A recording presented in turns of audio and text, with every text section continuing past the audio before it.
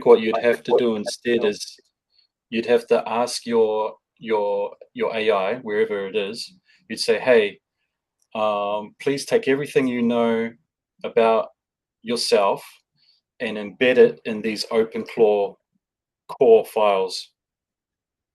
So, because those core files define that bot. And so, does that make sense here? Yeah, yeah. I Yeah. was just thinking of like that idea of like the difference between a platform for bots to communicate and then ask Mm, them prompts, and then like each one of them would have a response based on what each of them have been trained on. yeah. You could imagine that, like, let's say you took your Claude subscription and you said, okay, hey, my vision of Claude, distill yourself into these core files, and then go onto your OpenAI account and you say, hey, OpenAI, distill your personality into this core file. And then you could give those two bots Telegram accounts, and then you could say, hey, Eric Claude, at Eric Claude, talk to at Cleric OpenAI, at Eric OpenAI, and talk about the meaning of life or whatever. And I think they would just go at it. Okay. Yeah. And I understand some of like one of the I follow this I have the app, but I don't really use it because I just can't afford it. But like the Mhm. Sybil that has all like this esoterica is its main like form, its main focus. So if I had one that was like all focused on the scientific method, and one that was all focused on esoteric thought, and one that was all focused on like psychology, and then have them like communicate and see like, here's my theologian bot, here's my psychology bot, here's my lawyer bot, and Yeah. then have them discuss different ideas. Yeah. That would be interesting. Yeah. But So that's kind of what Vitali's working on now.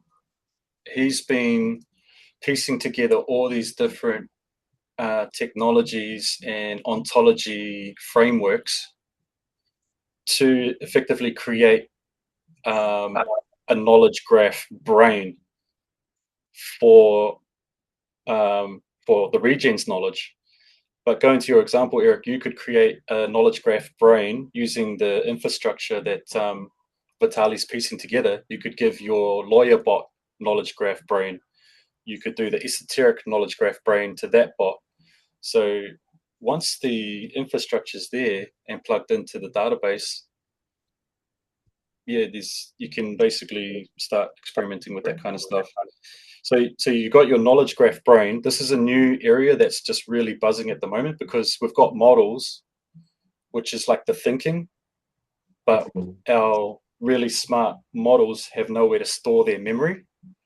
We're Right. kind of restarting new conversations all the time. So what Vitali's doing, he's focusing on the memory storage part.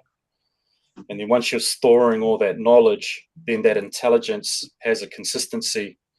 Like, hey, I'm going to go to the knowledge graph because they want to talk about, solar panels.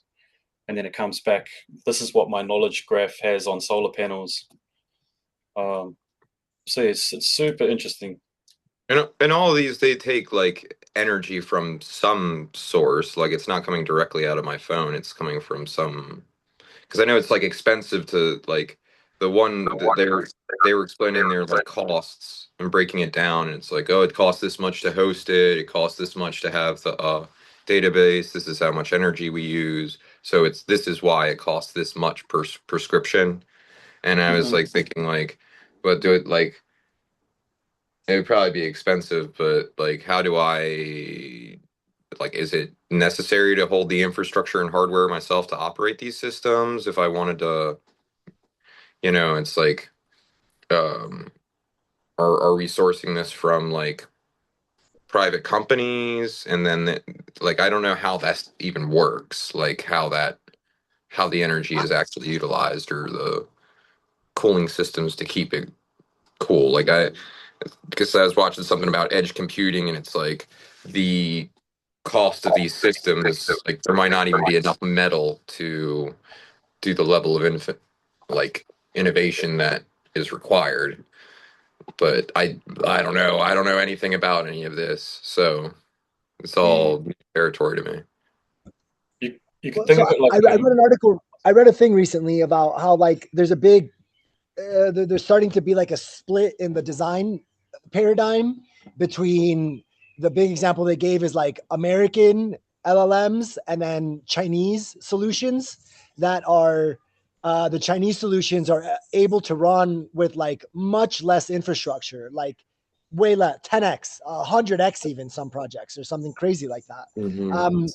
Compared to American LLMs that are like huge models and require so much more data for like, sure, good for innovation, but the split has become a lot of the models coming out open source in China are like no cost or free, very low cost or free. And they run on, again, very like they can run on your computer. They can run on a Raspberry Pi. I mean, you can run big models on that too, but yeah. so yeah, I'm like, dude, yeah, I'm trying to. I'm grateful you guys are like Vitaly, Ian. I'm grateful you guys push this. It's been like something that's like been knocking on my door, and it's just like it moved so fast, even in the last month and a half or 2 months, that I like put my book down. Yeah. Okay. So Eric, I just want to just summarize it for you because it's sort of quite enlightening when I sort of got my head around it as well. But like, so you could this is like a little microcontroller, like stuff or RAM or anything on it, but you can Right. run the biggest Raspberry Pi, yeah. supercomputer frontier model AI off this device via an API call. So it's connect. If this can connect to the internet, it can just say, "Hey, I got a question, a prompt," and then via API, it can go and talk to any model in the world. So Okay. that's using API. So you're actually using an API key to communicate with that supercomputer wherever it is. So Zero Claw, which is what Vitali was really interested in, that's such a tiny version of OpenClaw that you could run it on a really small, um, like a really small computer like this, Yeah, like an Arduino or something. like an Arduino. Yep, and that's via API. So you're not paying your subscription or your token usage via API is going to them to run their supercomputer. The other option instead of that is to run it locally and to run a local open source LLM where that request doesn't go out to the internet. It just asks the LLM on your local hardware. That would definitely not cut it. You'd have to Right. use something that's about 16 gigabyte GPU graphics card, at least 16 gig VRAM. Right. This is what And people are so, buying these MacBook Minis for. yeah, That's kind man, of yeah. overkill, to be honest, but No, And it's I, not. It's not overkill, man. That's like you don't think so? minimum. That's like that's if you want to run a local LLM. There's I no guess way you I could guess run what model, right? Which model is what depends on if you need which the model. MacBook. Right. Yeah. So you can. I mean, there are models that have been compressed, like they're just Sure. stripping it, compressing it so that it can run on a laptop. Right. But you're not going to get the same level of intelligence as you might with a frontier model via API. But like I've got a 16 gigabyte VRAM PC. I bought it off AliExpress, like Hmm. Alibaba. It was like two and a half grand New Zealand, so Hmm. probably half that US. Um, so I so could potentially run models on that, but then I would be then experiencing that heat and that usage because I was doing some local AI stuff on it with local models on my PC. It's got the 16 gig GPU, and that thing was just running hot, man. It was just like as soon as I hit enter on the prompt, it just like spun up and it was going like it's just like Oh wow. doing crazy stuff, man. Uh, so yeah, that's. I hope that answers your question or helps to answer it. well, I'm just like is it all it's all like linked together, like it's I don't know. I don't even know what the question I want to ask on, and I'm just like, That's how I'm feeling, man. yeah, it's like uh, I don't want to be like, oh yeah, I'm doing all this work to help for the environment, and then I end up like, eating up like entire coal plants or something. Like we're gonna need like a few nuclear reactors that are gonna produce this radioactive byproduct to figure it out. So I'm like, I'm just curious on Yeah. that. I'm like, I wonder how they, because it's like I have the GPT one that I just go to often. That one, it doesn't cost me anything, provides me well Mm. enough answers for my needs. But I'm like, how much is this really like? Am I, you know, Mm. like, Like the burden on the environment is yeah, like toxic. try to do no harm, but I'm like, I like, you know what I mean? Like, I don't know, like where this energy is being sourced from, and Yeah. it gets like I to mean, a level where it's like, I don't know. yeah, there's some pretty sketchy stuff going on at like Grok and stuff, like the way that they're able to scale their Colossus factories or macro hard, whatever they call them, like some pretty questionable ways that they're sourcing power. But I mean, for us, there's no reason why you couldn't just have some solar panels just feeding your secondhand GPUs that you might have clustered together, and that's your kind of like intelligence hardware system over there in the corner collecting sun and doing compute. Sure. Yeah. Okay. Okay. Okay. Okay. Okay. So, well, thank you for the intro and for that beginning. Thank you, Ian, Vitali. What you guys are doing right now, I'm like, I still have a ton of questions more. I just want to like greet everyone. Hello, welcome everyone that arrived. Justin, Vic, Carl, welcome you guys. We are just like, knee deep in what's going on right now in the chat. If you've been trying to keep up with the bot chat that was started a few days ago, Ian and Vitali are like spearheading, putting in a bot to the chat that's going to like keep up with all our conversations and help us design the next step of the framework. So now we're like meta. We're not even working on the framework. We're working on a thing that'll help integrate all the information effectively so that we can then build the framework better. Vic and Ian, you guys were working on something as well. The mind graph, right? The 3D thing that you showed me, Ian, is like maybe a new did you install a new repo to like get that visual 3D thing? It's The almost dynamic exactly the same. profiling system. Yeah, it's almost exactly the same concept what Vitali's doing, like trying to build a knowledge graph Yeah. that an AI can contribute to, except the difference is we're using VIX theories and frameworks as the ontology. So where Vitali's kind of done the research to see all the available ontologies out there, like he did some really awesome comparisons. Like, it's pretty, it's a lot to process, but I could kind of track the conversations he was having with Genesis. He was saying like, have a look at this ontology, have a look at this, compare them. Like he was doing some Tony Stark shit. Like he was just going crazy. Mhm. Well, And then he's kind of like distilled it. He's like, I don't even know what one he landed on, whether it was a one that he favored or it's a hybrid of all of them. But so that's what he's cooking with. I'd actually like to know more about it, Vitaly, if you know how to sort of explain it. Uh, and so Vic and I, in parallel, we'd already sort of jumped into a side project to sort of blend my UI with his social patterning affinity mapping engine. And so that's almost exactly the same desired outcome, except with Vic's intentional ontology for profiling and community building. Vic, if you want to add to that. Well, I just listening to you guys when I came in, and that is, I imagine that we end up generating a kit of this hardware and this software, this dynamic environment for helping communities evolve.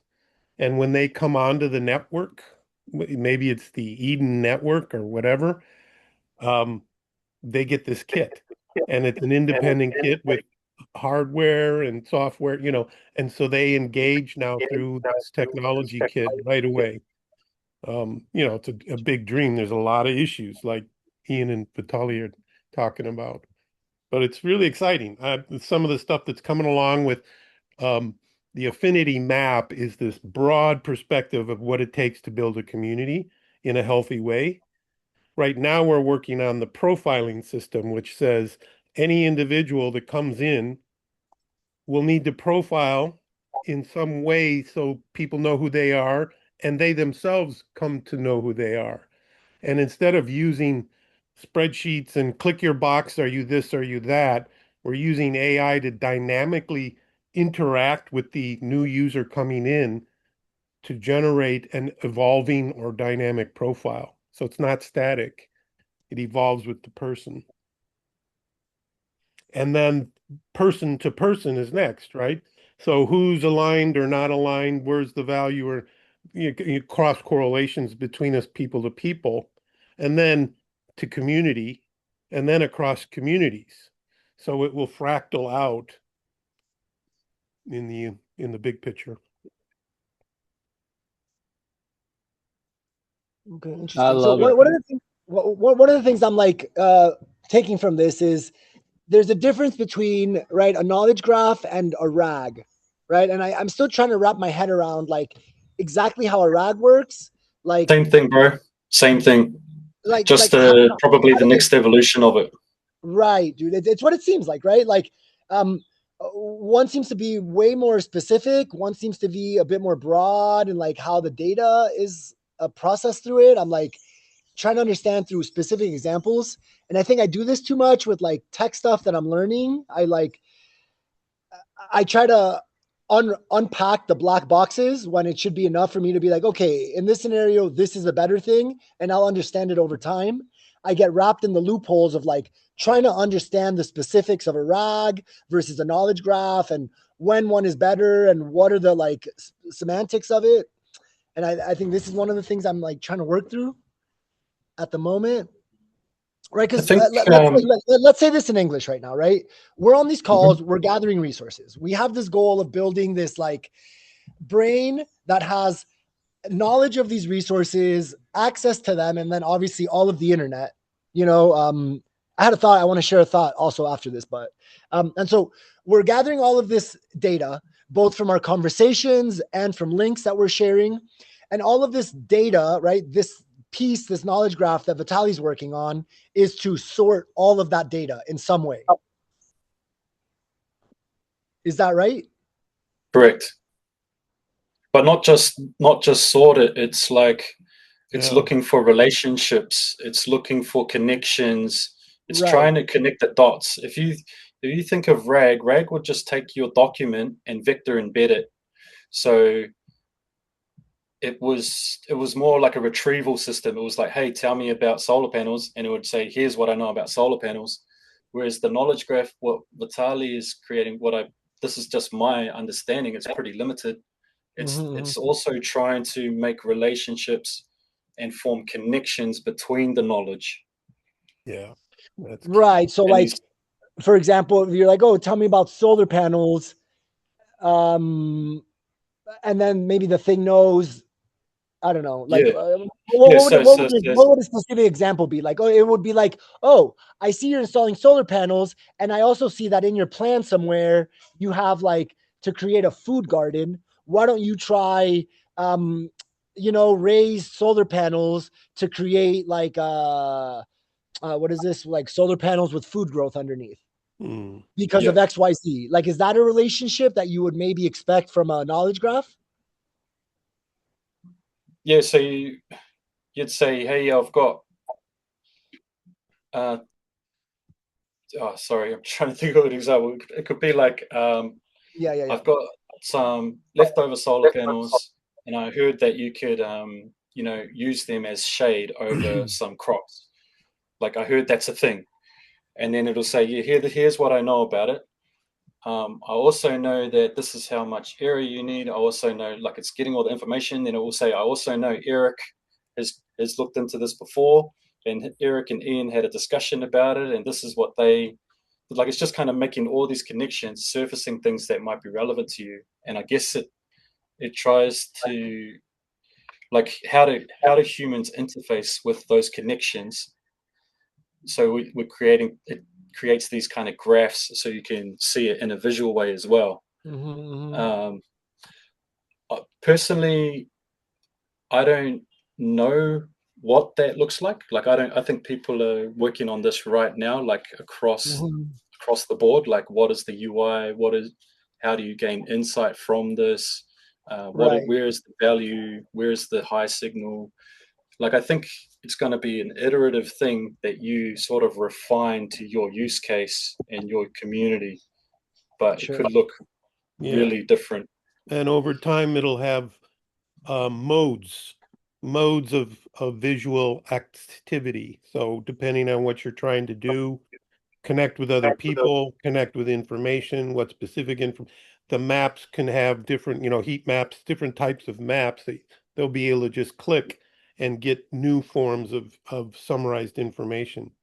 And again, that goes back to, this is a huge memory issue. And it sounds like Vitaly, is that right, Ian? And Vitaly, you're looking into how to manage the data and have it available for the community abroad. Yeah, Vitaly, do you want to sort of talk about what? Address that, or that would be cool.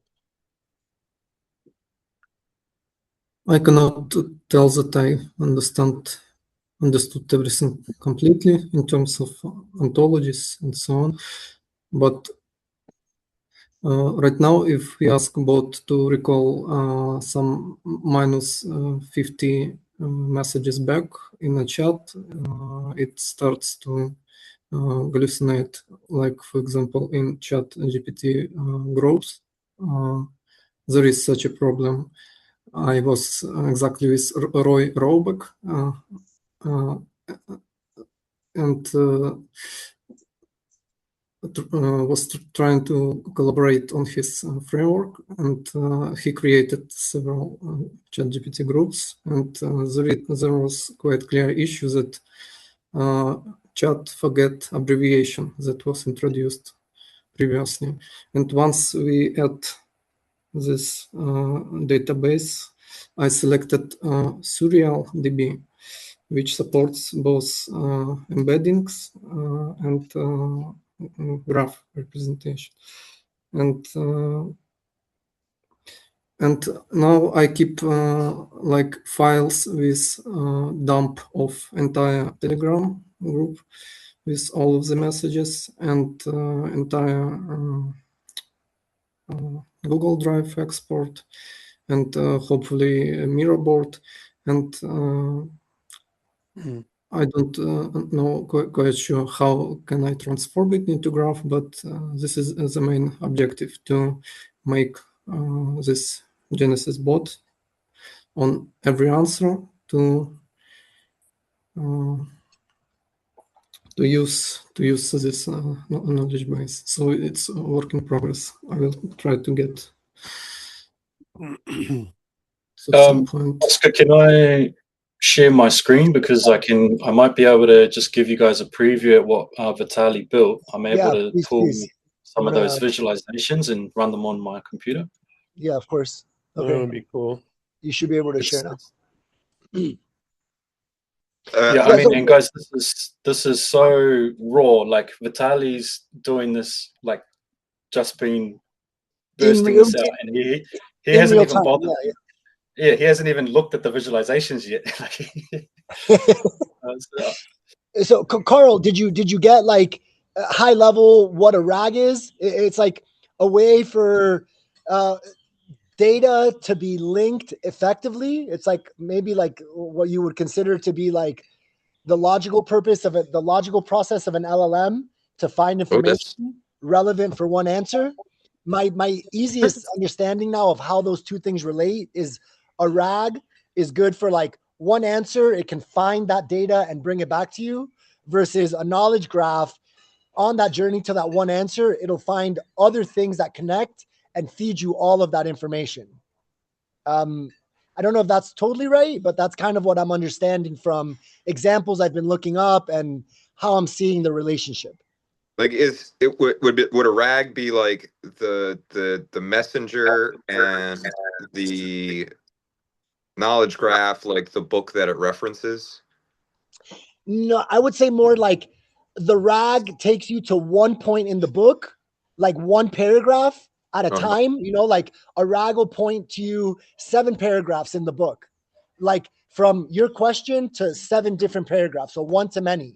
Whereas it seems like the knowledge, the other one, the knowledge, what is it? The knowledge graph will, from what I'm seeing, will point you to one thing, and then that thing can have a connection to a second thing or a third thing or a fourth thing. And so now that answer isn't just to one point of data, it's to one point that interlinks to multiple points above it or below it in some way. Okay, so it's like you ask the prompt, it shows you in the book where there's paragraphs related to that prompt, and then amongst those paragraphs, it will link to rag. Okay, the rag. And then a knowledge graph would tell you, oh, check out this paragraph, and then it'd be like, this paragraph relates to these 4 paragraphs. Yes, yeah. So you could have like a little book that develops in the knowledge graph that's separate on one prompt, because it's like here's the different paragraphs to the prompt that you're interested in. Right. But then related to each of these paragraphs, here's the citations or the things that are related to it. I think Vitaly posted a good image in the chat about the difference between RAF and a graph rag. They're pretty much the same thing. I think the graph is just like a next evolution. The rag was pretty early in the LLM game, and I think this graph rag is kind of where things are advancing to. Retrieval, augmented generation, and okay. Huh.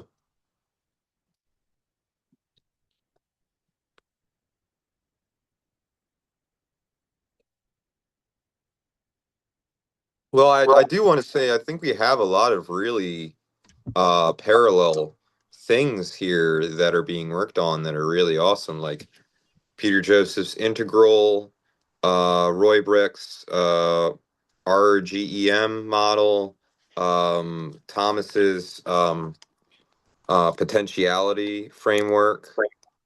I think these are all like they're separate, but they're all very useful. And then everything we were discussing on the last economy call, to build an actual like I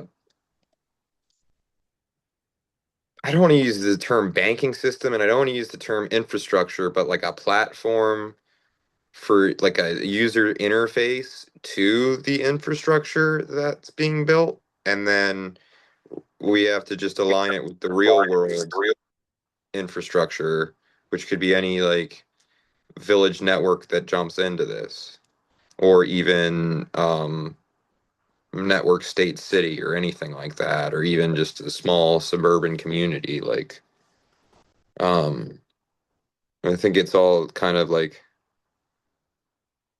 it's interesting. I don't want to go too far off on the note, but there was a Nate Hagens with The Great Simplification. He just released a new podcast that was going into depth about that, and it was that idea of approaching something from the grassroots, top down and bottom up. So grassroots and from traditional institutions, and it's like all meeting somewhere in the middle. And it might be very spontaneous. It might just appear. People are like, "Oh, it's always been here. You just didn't know." So, that's how it works. I think yeah. Can you guys see this? My screen showing these dots on the screen. Yeah. Looks like space. Yeah. I was about to say, you guys made a little cosmos already. Yeah. What are these data points? I'm seeing here: entity, system, process, idea, event, person. This would be the ontology that's been encoded into it. So I Right. think the different colors represent the types, and then I would have thought that there were edges, which are the lines that have Right. The these relations relationships. are the edges. Yeah, but for some reason the edges aren't rendering, so I'm just They're trying not showing. to I get cursor to. couldn't imagine why. Like, there's a lot of edges. Yeah. But you get Yeah, an idea of the relationships between the entities. Like, so a red dot would be a person. So it'd be really cool to see if I was to look at my own dot and see who I relate to, or what am I, or has or contains. Yeah, so yeah, early days, guys, but interesting stuff. This reminds me of an experience I had once, but that idea, it's like we don't really see the edges between our solar systems. But if we could see how lines connect together and their trajectories, it's like we're on such a different time scale compared to that of a sun. But like, what if they're on their trajectory to certain paths because of like substances? I'm probably getting a little too far out there, but um, No, I don't think you are. Magneto-electric, yeah. If we're I going to build mean, healthy communities, we got to go cosmic. We got to go. yeah. So okay, I could even take that a step further. I was just thinking of like our sun rotates around another sun, so like the simple 2D graph we have that like reminds us of a cell organism, like, oh, you got your sun and you have your planets rotating around it. Really, it's the planets are like spiraling towards the sun, and they never really catch up to it because it's in the rotation of something else. So it makes me think of the climate change models, because it's like we really don't know if that's like, is it a cosmological force? Really, like, be a pretty complex concept, but like the stars determine the weather, you know? Maybe those astrologists were right. I don't know. What happens when you can? What happens when you can see my brain, and then I can see your brain, and then you can see Regen Tribes' brain, and then like we're building interfaces where these digital twins of our brains interfacing with each other. Like we have no idea where this is going. Right. Well, you know, Like, I think this is the point think we of do. good communication, right? If you could see the brains, right, it would require less like verbal or written communication, because you'd be in sync with each other, kind of like it's what a good relationship is, you know, where Telepathy. you can like know what your partner's thinking before they're even saying it. You know, it could maybe create this kind of mesh network, um, especially if you have a little autonomous agent in there scrolling through the visuals it has, and then just lining up agenda points for you to always be in sync. Yeah, maybe it's like a quest generator, and like, we all have a that'd be cool. quest to level up, and it's like, That'd be oh, cool. everybody meets for that quest. It'd be a real LARPing. It'd be pretty cool. I mean, Yeah. instead of having a job, I just have to do quests all the time to get better armor or something. I don't know. Right. Sweet. It would be the orchestrator connecting gaps, and you know, gaps and opportunities between people that have them and would maybe never meet outside of this thing that has an upload of their knowledge graph. And because the knowledge graph has edges, it would say, oh, you have this many edges, and like prioritize these people, whether they're local or abroad. Yeah, Right. The see, best case that for a community would be epic. And then for Look, a network of communities so they can all interrelate.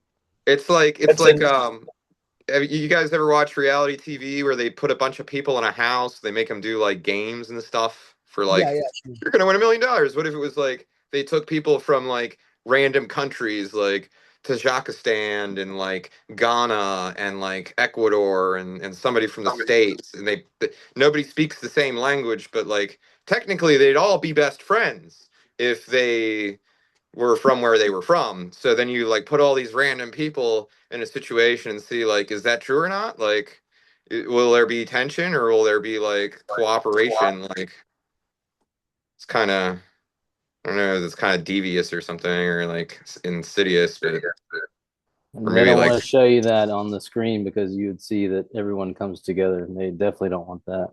yeah, no, no, less competition, more collaboration. They'd be like, oh,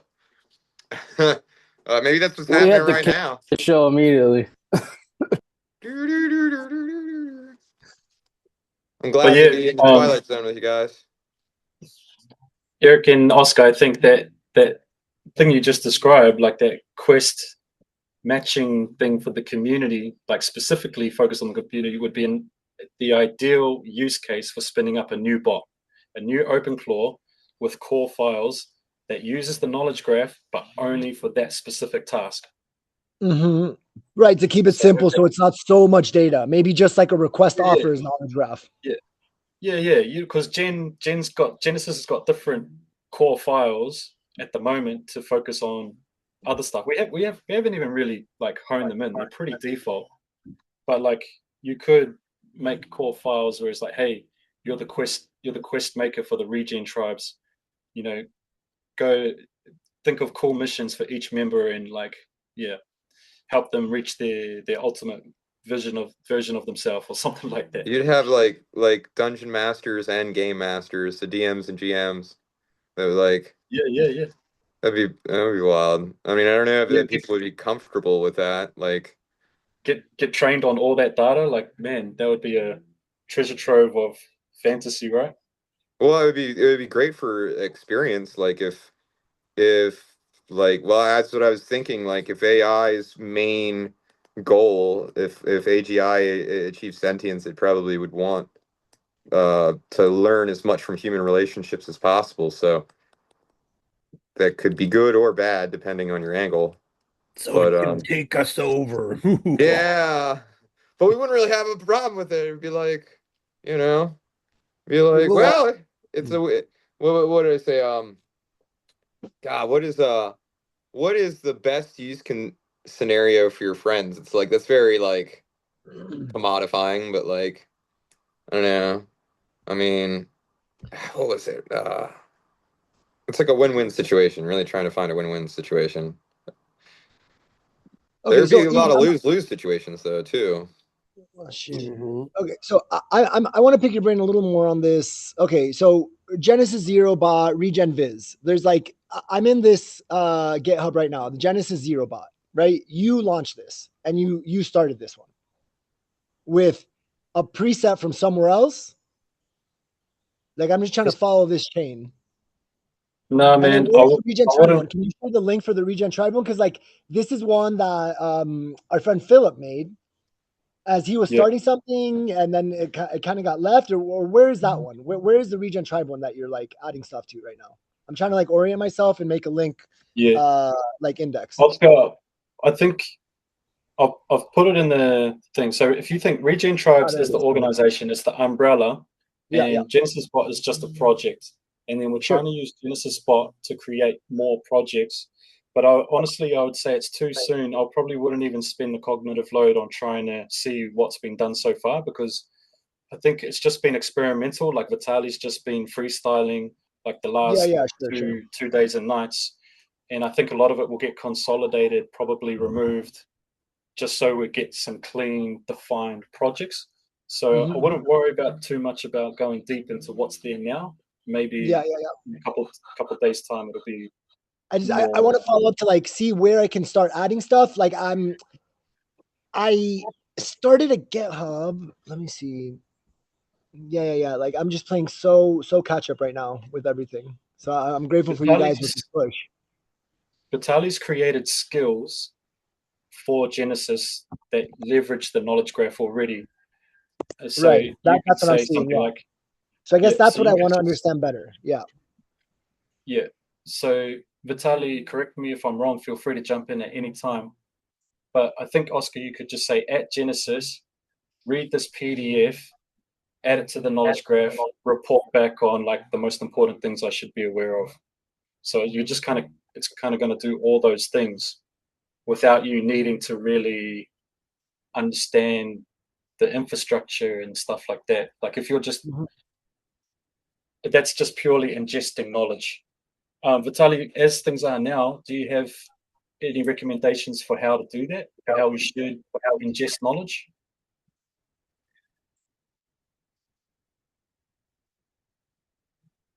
So it is broken right now. It would be helpful if you can expose this serial DB on public address. So I can connect this graph visualization to entire schema of the database with nodes and edges, and then there probably will be a demo where we can upload file in Telegram, and we will see it visualized as a force directing graph. Question for Vitaly and Ian. Are you guys actually grabbing continuous data from a few channels off of Telegram? Is that correct? So it's a prototype for actually accessing the conversations in multiple social media? There are tools available to export continuously from Telegram and Discord. And it could be configured for OpenClaw to do a scheduled task 3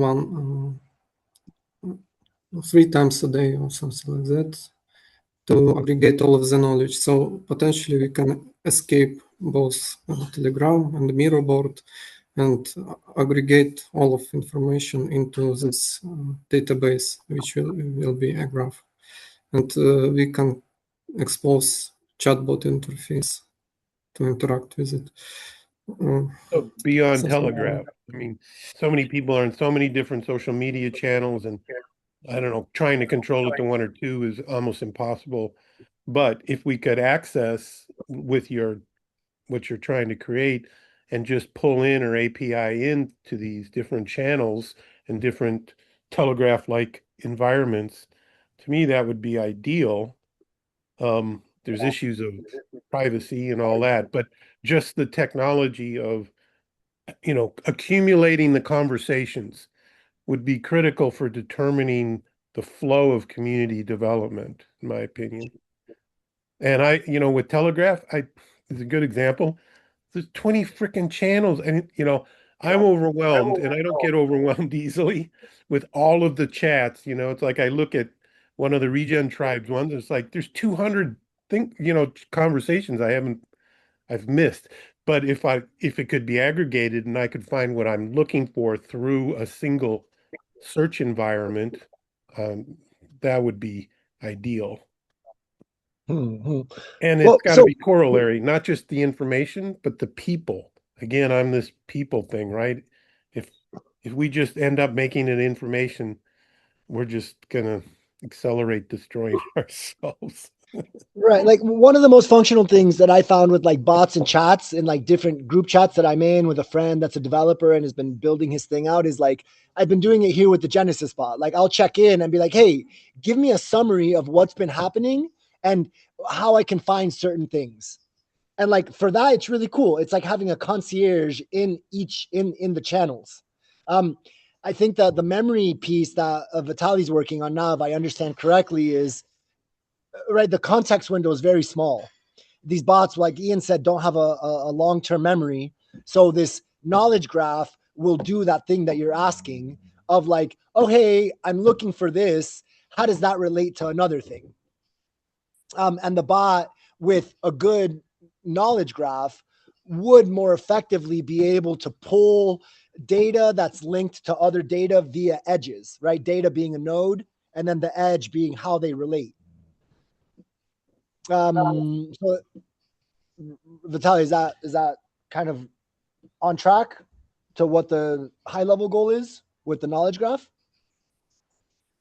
Yes, it could help improve the chat. So there is a concept of context rot where chat forgets previous messages, abbreviations, and so on. Right. right now before when it's implemented, before outputting answer, it will connect to database and enhance answer. And personally, I am suffering from collapse at certain level of complexity of knowledge bases like Obsidian. I don't use Obsidian because I was practicing it previously long ago, and at some point it always collapses. So I just keeping on top of my mind some important things and trying to express it in a chat. And in the future, I hope I could implement a visual system.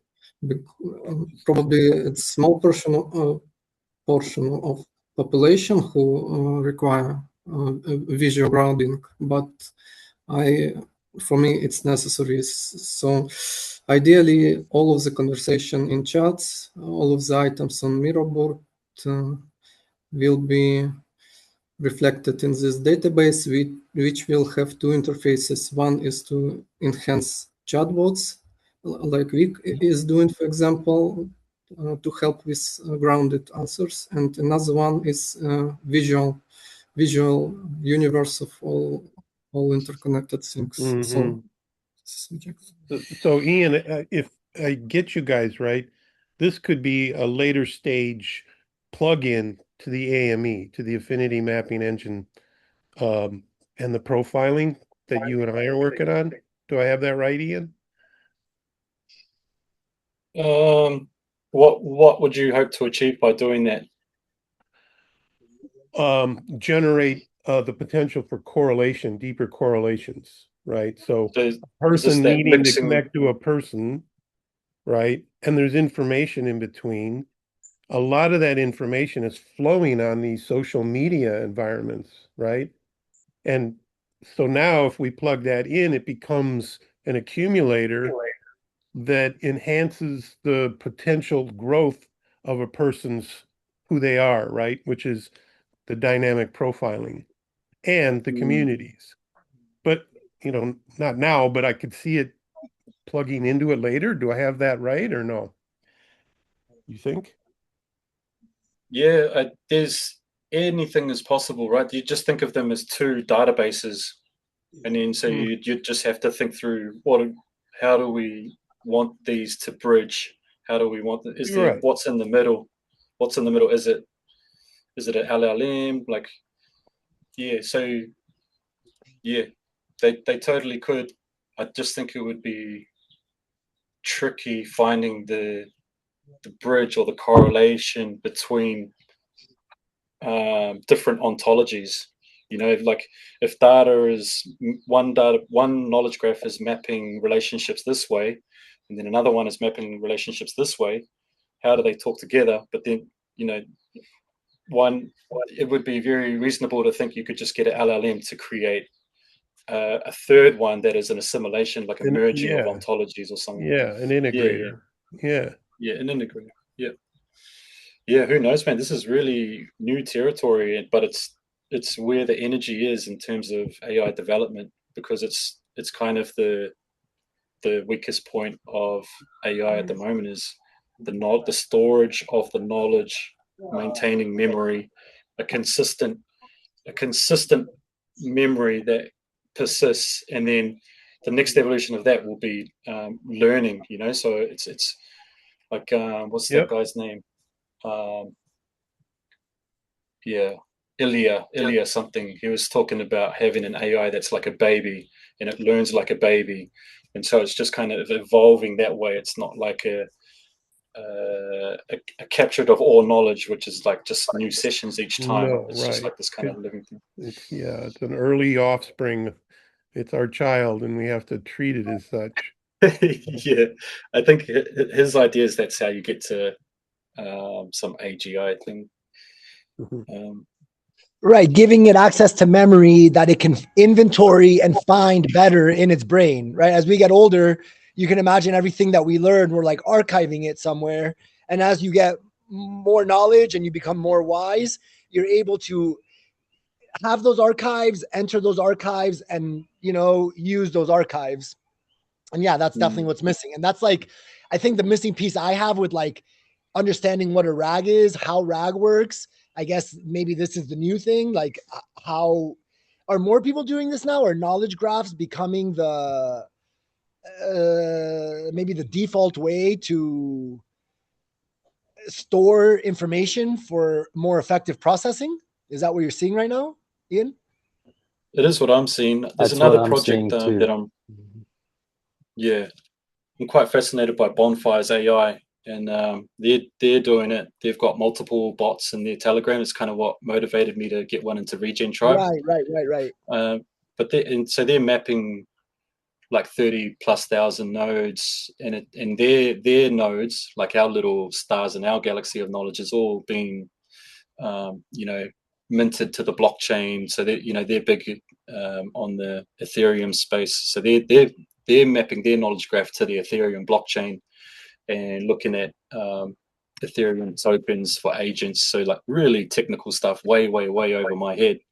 But I think the interesting thing is the energy of developers. They're really leveraging AI to build these brains effectively, these knowledge graphs. I think a graph makes sense because it's something that a human can visualize.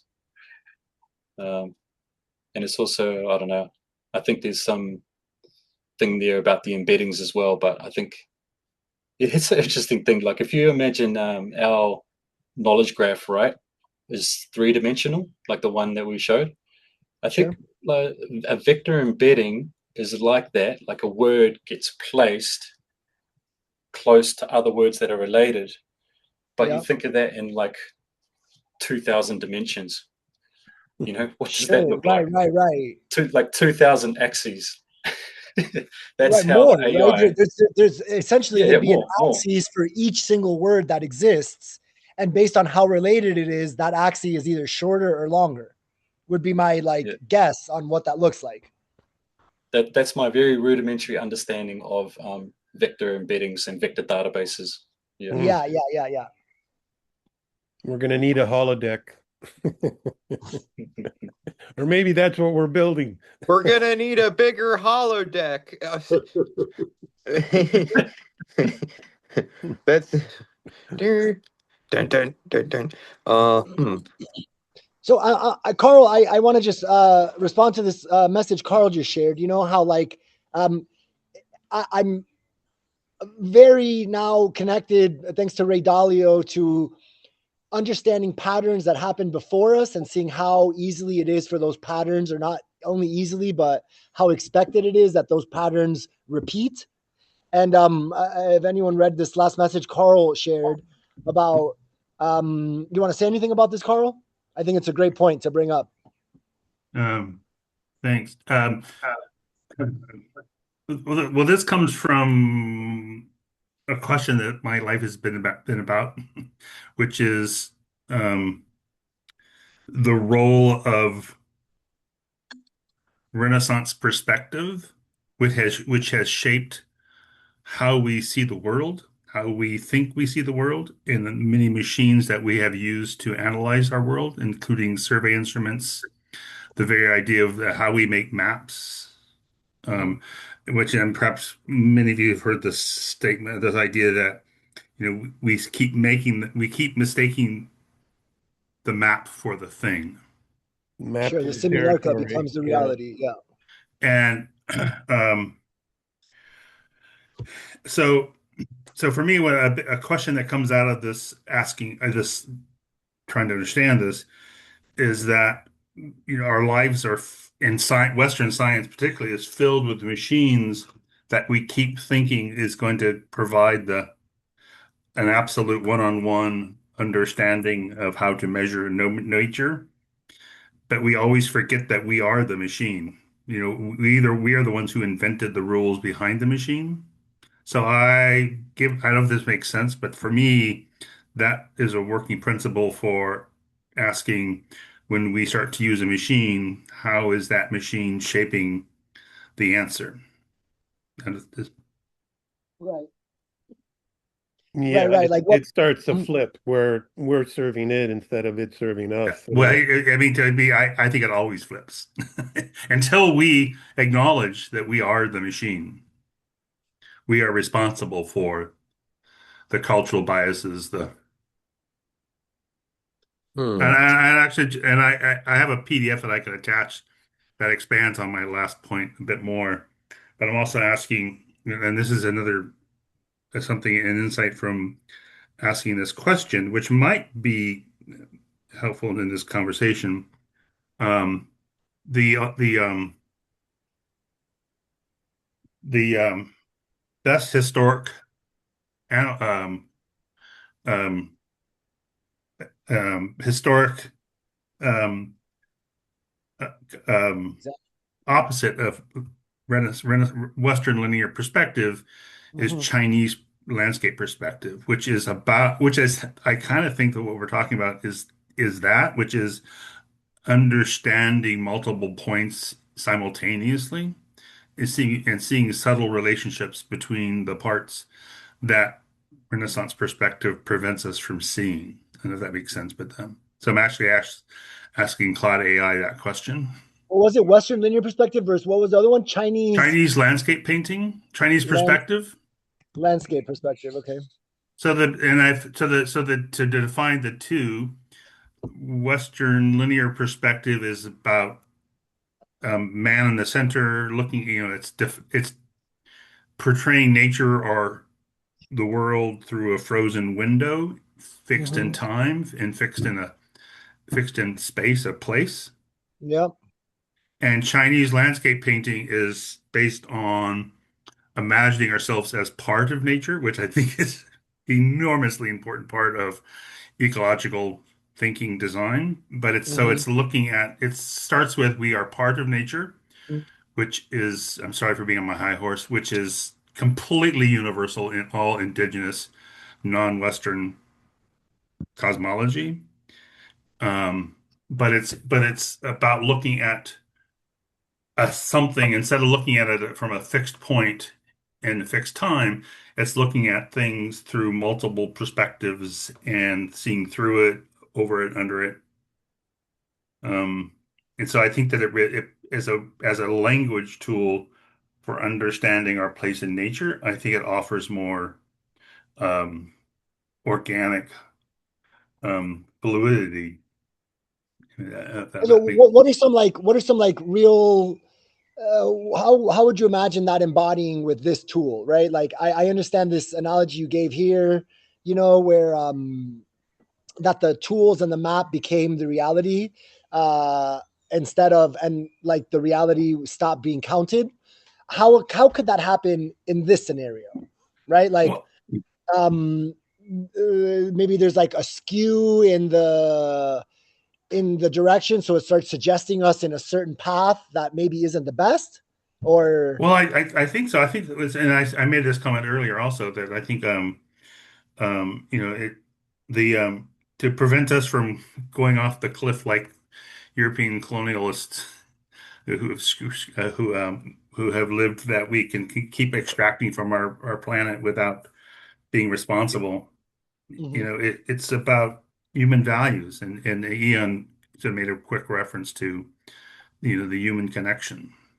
I think that so for me, I mean, a something to keep in mind is our humanity. What is the what's the impact on humans and human connection? Mhm. Okay. Okay.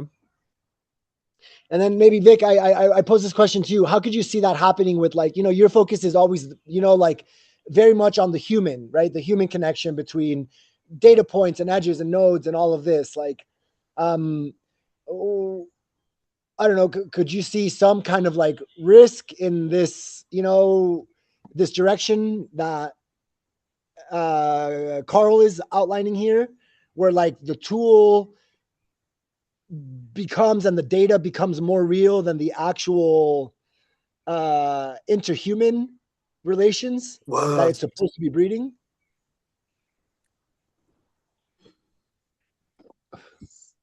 Oh, you're muted. You're muted.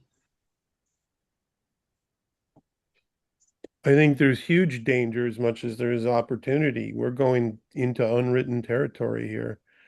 This is why um, my paper on conscious patterning is the Mhm. idea of being highly reflective every moment in time, every action we take as designers, Mhm. with the simple question of should this continue?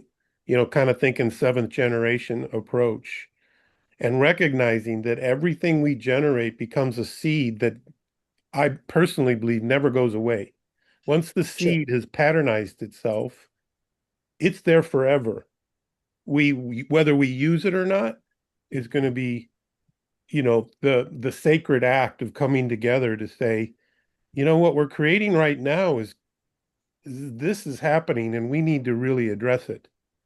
So the AI companies right now are going that far, and then they're firing the support team that asked the deeper question of should we be going further in this direction? It's a Sure. dumb move.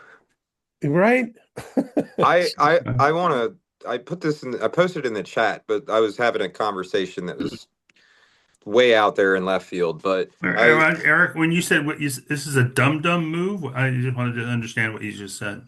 Oh, well, like, okay, so I mean, this ties into what I had posted. I mean, there's a difference in my mind between a cyber social engineer and a socio cyber engineer. So right now, corporations, they're under the cyber social engineer based on our current capital models. So this is like a darker pattern. It manipulates behavior, designs narratives to control masses, weaponizes algorithms, nudges populations, treats humans as programmable cattle. That's propaganda, surveillance, dopamine, fear loops. It's empire in digital form. But a socio cyber engineer, that's like a counterfigure. Designs systems that liberate agency, builds tools for transparency, strengthens community resilience, protects cognitive sovereignty, teaches symbolic literacy. So you had made that comment about Ivan Illich, and that, like, I was like, oh, no way, because in that prompt I was reading through in the thread, it mentioned Ivan Illich, and I was like, huh, that's pretty cool. But how we approach this, it's like that's why it's like I really respect Vic's approach of looking at the AI as a child, but like maybe we're trying to get to know our own parent. Like I've always been under the impression that our galaxy, our cosmos, all this is a giant supercomputer in my mind. I mean, we have these giant burning bright balls in the sky, great balls of fire, as they say, and everybody's kung fu fighting.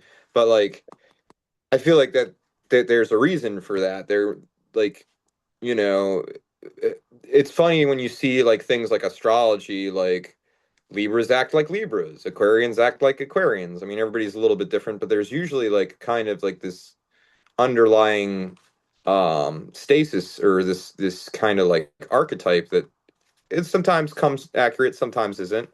But um to think that these giant systems so alien to us don't have major effect. It's like to think that germs or viruses or bacteria don't have effect. I mean, definitely, they articulated a lot of these maps and models back in the Enlightenment era. They were drawing bacteria and viruses um way back in the day. So, and then we have actual microscopes to see these organisms move in real time. It's like, but is this the map defining the model? Like, are we? I don't know. It's this goes, I guess, back to Plato and Aristotle or Socrates or Yeah, and one of my um, thoughts from looking at this question. I mean, you mentioned telescope, microscopes, and telescopes. So that's a machine that we've used to understand whatever the things like microcosm or whatever the stuff. Mhm. But even those are examples of perspective machines that have shaped how we see something. So my question is really about like even the first, even like the machine we use to look at something is comes out of us. Yes, like Justin just mentioned, observer and observe. Like, Yeah. And I'm I'm on my high horse here, but as an architect, and because these questions have been about like how we make cities, how we build something on the land. Um, the idea of a beautiful city in Western culture is, and Ian and I had this great conversation about this.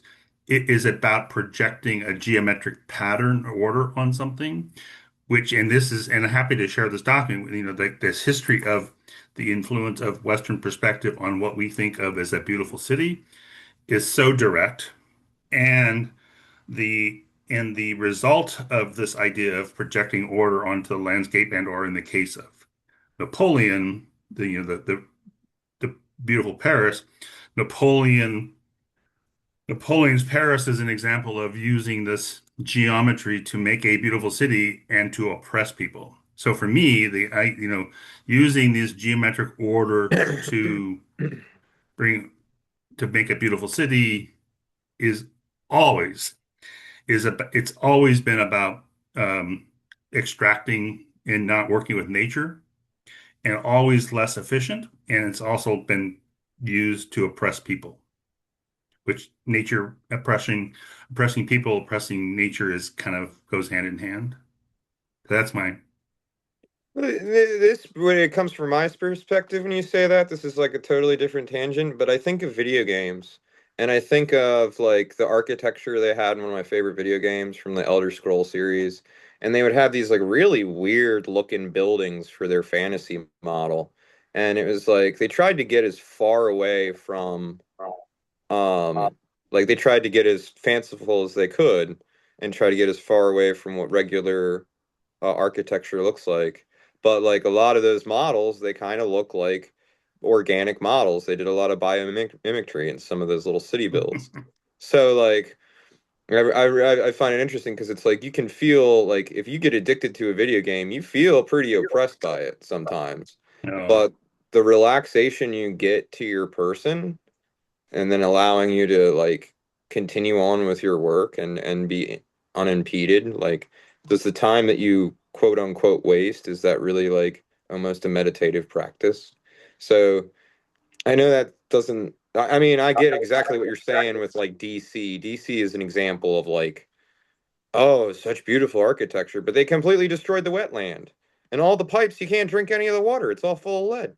So it's Yeah, like, DC, like the Washington DC. yeah, oh, Motown. Yeah.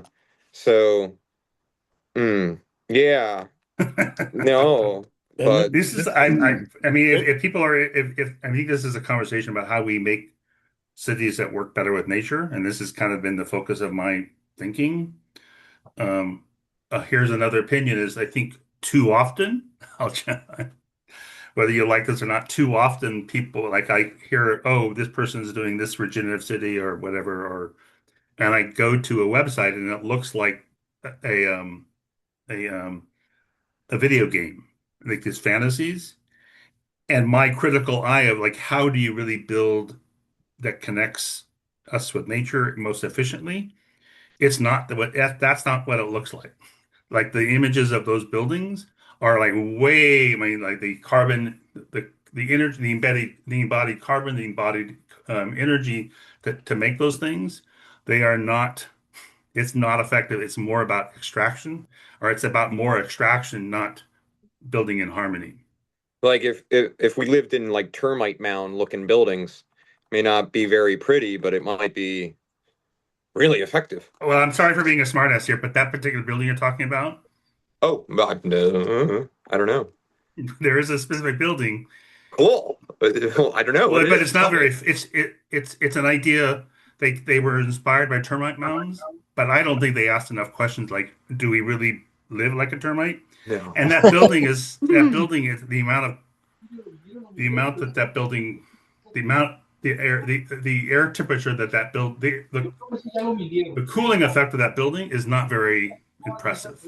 But because they were living in this preconceived notion of what it should look like, but without asking enough questions like, are we really termites And so the goal is cooling the building, not living like a termite. I don't know if this makes sense, but happy to. Well, yeah, no, I mean, I think like, do we even know what like the most, well, I mean, technically the most beautiful habitation already exists without any of our labor needed. Like, What's that? well, just drive, just earth. Like, we could live like that tribe that has never been contacted like by human, I forget what that place was called. I was just in our meeting earlier. But there's like that tribe where like people send drones and like they try to like observe this tribe that's been untouched for like thousands and thousands of years. And it's like the analogy, a better, closer analogy would be like the COP 24 or 25 or something. They had like some indigenous leaders from the Amazon go to like Spain or France or something, and the city that was holding the thing, the indigenous leader was like, this place is disgusting. It's like you guys killed your mom and are living in its dead womb or something. It was really a provocative statement, but it was like, this is like the dead womb of your mother, and this is like the most disgusting, and like it's like one of the most beautiful places architecturally. So I mean, it's not necessarily, I mean, there's aesthetic things to that, but what is building the habitat that would be most um you know biologically available for us? We don't, I don't know. I have sort of some research, like buildings that have the least impact on the global climate, local climate. I mean, there's I think I've said this before. Like, so a lesson is, how did the Persians make ice in the desert 2,000 years ago? Hmm. There are some really great lessons that we can use. And why did the Persians make buildings that cooled the air better than this building in Africa that was inspired by termite mounds?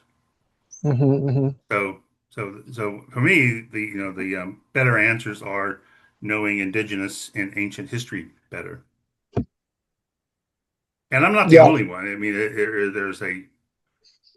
this could be a larger field of architects, but it's there. It reminds me of the Dune series by Frank Herbert, for how they had their whole like Fremen society. I mean, people don't like that reference because it's like, well, you're just like being a pretendian, but I mean, not in the way that word's used either. But Anyways, I've shared enough. But I know yeah. this is, if these are for me, what my work has been about, like, how do we build most ecologically responsible and socially responsible. Yeah. Well, Yeah. like, would you want to live in an H.R. Geiger home? I don't know what that is. Have you ever seen the artist H.R. Geiger? And He's the one that the Alien movies, with Sigourney Weaver and the face huggers and the xenomorphs. Well, I think I know what you're talking about, but He's, I mean, It's if like you the ask walls my are opinion, I'd veining. probably say no, because I think I understand the aesthetic yes, origins of that. yeah, very gross aesthetics. But like, what if it was actually like one of the most healthy environment? I mean, I'm not saying that specific aesthetic would be healthy, but like, the more we find ourselves developing really alien looking habitation that's actually really useful for us, like it's good for our legs, it's good for our arms, it's good for our sleeping, it's good for our sight, like um instead of, because we've only, I don't know, I mean, that's such a deep field of like the home economy. It's like in feng shui, they're like, you don't want any sharp edges, really. You want to avoid sharp edges, or like kind of reduce them. You want to have more curves in your building. I mean, like what Jack was saying is like, you want to live in domes because our brains live in domes. So, but this is like, where does this, to circle back to AI architecture, like, should we be trying to think of systems for AI in their modality or our modality? Like, what would be, like, should robots live in boxed homes, or should they be, I mean, well, they're not embodied. I mean, that's another thing, is like, what kind of like, it's very hard to understand the experience of an AI if it even has any. Like, well, I mean, this kind of goes back to like the difference between a RAG, from what I'm getting now, a RAG and then a knowledge graph, right? A RAG is almost linear, like 1 or 2 dimensional, whereas a knowledge graph is multidimensional as it relates to other things in like, you could almost consider it to be like a circumference around it, you know? So I think this maybe outlines this like step in the next direction of the way that memory and storage is going to happen with LLMs. Carl, so on my to-do list still is you joined the calls after we did the hardware sections. So I'm very interested in having a call where you get to like share a lot of this research and a lot of this knowledge source that you have of ecological ways to design, social ways to design, and append that discussion and whole like, you know, kind of podcast style thing where everyone joins if they want and asks questions while you're going through it, to our data set of the framework design. This is clearly my passion, and happy to do Yeah, that. yeah. I see it. I see it. Your mind always goes there, and like mine does too. To be honest, I'm very much on the hardware side. I love the physical environment. I love the adventure of designing a physical place that creates the social graph for humans, and then also that intertwines with the environment effectively. So that's definitely going to happen between us in these next couple of weeks. We'll be traveling. Sonia and I are leaving Colombia on Tuesday. So maybe not this week coming up, because by the time we land, we'll be getting ready for the Thursday call, but potentially the following week, if you're up for that. So somebody made reference to Nate Hagen's The Great Simplification. mm-hmm. I think it's really there's really a lot of truth to that, and this is why I love village homes so much, because it is, according to Bill Molson and other people, it's kind of like the best we've done. Sure. And it comes from pretty simple principles. How does the water and the sun move across the site? Right. And they've created something, the pattern or the master plan, if you will, it comes from working with how that nature works, not from projecting a geometric order onto something. Right. It's what's there already and building into that with certain principles. And what's there already is the water and the sun. And this is the elevation and the land. Yeah. So an example, and I've used before, is like the radial city plan, made famous by Walt Disney, the Epcot Center. What a cutie. And that's kind of the model for a lot of people on what a good, even an ecological city was. So here's my challenge, and happy to take questions about this. The more a city plan moves towards that kind of geometric order, the more infrastructure, the more energy, the more cost, the less resilient that city is going to be. Sure. When we build the way we see overbuilding with the contours of what exists. Particularly how the contours is. Yeah. So village homes worked with the sun and water, and they sculpted the land because it was basically flat. But Sure. what they've created is something that keeps getting better and better and better, and is usually responsible as a model for cooling the planet and growing food. I mean, I think it does all of the things that we would say. It's doing the cornerstone things correctly. Yeah, including social interaction. Water, yeah. Anyway, that's okay. Cool. So, right, like you describing that, it gives me like, I can imagine, what we're talking about is this like knowledge graph, or when we ask what the design is, what instead of just giving us the best design, it asks us more questions like, what does the contour map look like? What does the water and sun table look like? And based on this input, it presents to us an idea for how we could design something better. And I think this is what individuals that have accepted and go by permaculture rules of like, oh, first we observe and we understand these things for energy collection and flow of water and design from those principles.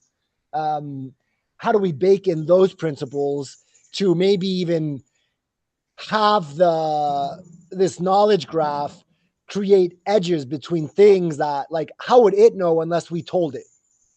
Right? Like, have you guys seen any visuals on like trying to understand higher dimensions of like space? I know that sounds really like off, but I'm trying to like Sorry to be a smart ass, but that's what my paintings are about. And this well, is to yeah, me, no, they are. this is Not even exactly Floridian, this. it's This really is cool. But this is to me is what modern art, cubism was about. And so sorry for being. where are your paintings? Did you just see these paintings somewhere? My paintings Yeah, behind they're me. nice. They're the ones behind you. Let's see. It was one of the questions that it was either Buckminster Fuller or Jack Fresco. One of them, they were talking to Einstein, and he was like, "What do you think of non-Euclidean space or Euclidean space?" and I don't know, but like AI, it might be more comfortable. Well, it would be more comfortable technically maybe understanding those kind of dimensional spaces, because like if you've seen VR graphs of trying to like understand the fifth or sixth dimension where you rotate and then you're in like a new space, like if you try to go down one angle it totally changes the environment, and if you go down another it totally changes the environment.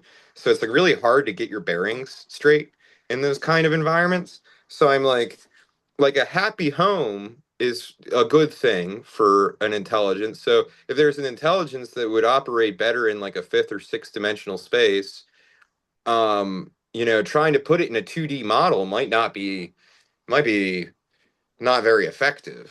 It's going to make you So insane. And so, yes, so here's, well, what you just said, this idea of VR space and trying to represent these four-dimensional, whatever, multi-dimensional things. The problem with the VR space is it's based on two Renaissance linear perspective, and you're asking it to do something that's antithetical to what it is. So it's not gonna it's not going to make it. It's not going to work because you're using rules from something like you're using the. So and just I'm you guys are striking my so for me a very important book that really defines what European modern art is, which I think is very much influenced by Chinese landscape painting, multi-view, multi-dimensional. So the book it's a really great book, and Eric, you might appreciate this, but the book is written in the early 80s, and I'll put it it's non-Euclidean geometry in the fourth dimension, early 20th century art. And that was the primary principle of all the European 20th century modern art, which is my paintings that have captured that. yeah. Can you share a photo in the chat of the paintings behind you? I'd like to see them better. Yeah, let me. I'm going to put this document I just created, Okay. Asking these questions. If Okay. and then I can do that too. I have a I have a Okay, no rush, digital. no rush. So I just wanted to loop around. Okay, it's 4:30, a little bit past. I just want to loop around on the whole LLM talk that we started with. This conversation is good. I enjoy it. We can keep going. I just want to honor time. If anyone was here for a shorter time or has to go out at any time. All right, on the LLM topic, Ian, Vitaly, are there any things that would support you guys in what is happening right now? Right, like I have my chain of things that I'm working on to try to catch up and be able to participate in this like knowledge graph. I have anything from you guys? For me personally, I'd like to get some feedback on like how we should continue this development in a way that doesn't overpower the community. Like I've kind of noticed just in this short amount of time we've been experimenting with it, I feel like there's no other community interaction going, just because this work we're doing is just kind of spamming the group. So I'm interested in that, and then I'm also interested in like what's everyone's thoughts on this as a Regen's tribe community, so it just doesn't run away as this thing, like all good if there's no opinions, but like what are there some things like talking about this today where you're like, man, I think it should do this. It would be really cool if it did this, or I really think it shouldn't do this. Just things like that, just so Vitaly and myself are like aware of the pulse, the temperature of where the community's at with this thing, or like you guys like this is cool, just like we see the benefit, keep going. Yeah, keen to gauge that. So Well, just part to of recap, that, I would like to, go ahead. Vitaly and Ian, maybe we can do a three-way, because I'm over here making this thing. Ian, you're sort of an intermediary because you're working with Vitaly too. We should be looking at corollaries, complementaries, right? Just from that simple, because there are two active designs that are going. And I know you're asking an even bigger question to the community in terms of how to best serve, but I would like that. That's my input. I'd like to make that happen. Okay, so call with you three to like align on kind of what each of you is visualizing right now.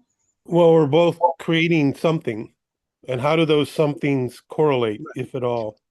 So And my first thought would be like, okay, do you have like an executive summary of the thing you're creating? I use the term executive summary in like a broad sense of like short description, a little bit longer description, some goals, and whatever, this kind of document that just fleshes out what you're working on. Ian, do you guys have something like that? I think that would be the greatest benefit. Both to What would Oscar, go ahead. what would that look like more than just saying we're creating the knowledge graph for the Regen tribes? Like that's pretty much it. Like Yeah. what So more yeah, would you want? Like from that side, I understand it. But I guess maybe like the next question where you're like, oh, what should it do? What shouldn't it do? I think that's going to be the next thing that's going to be fleshed out. That maybe, like we would write a specs doc for like what it's going to be. That could be a conversation that would be nice to have. Like maybe we can have this like separate from this call. Also like via chats, and like maybe schedule something where we all like get on a call to discuss that kind of thing.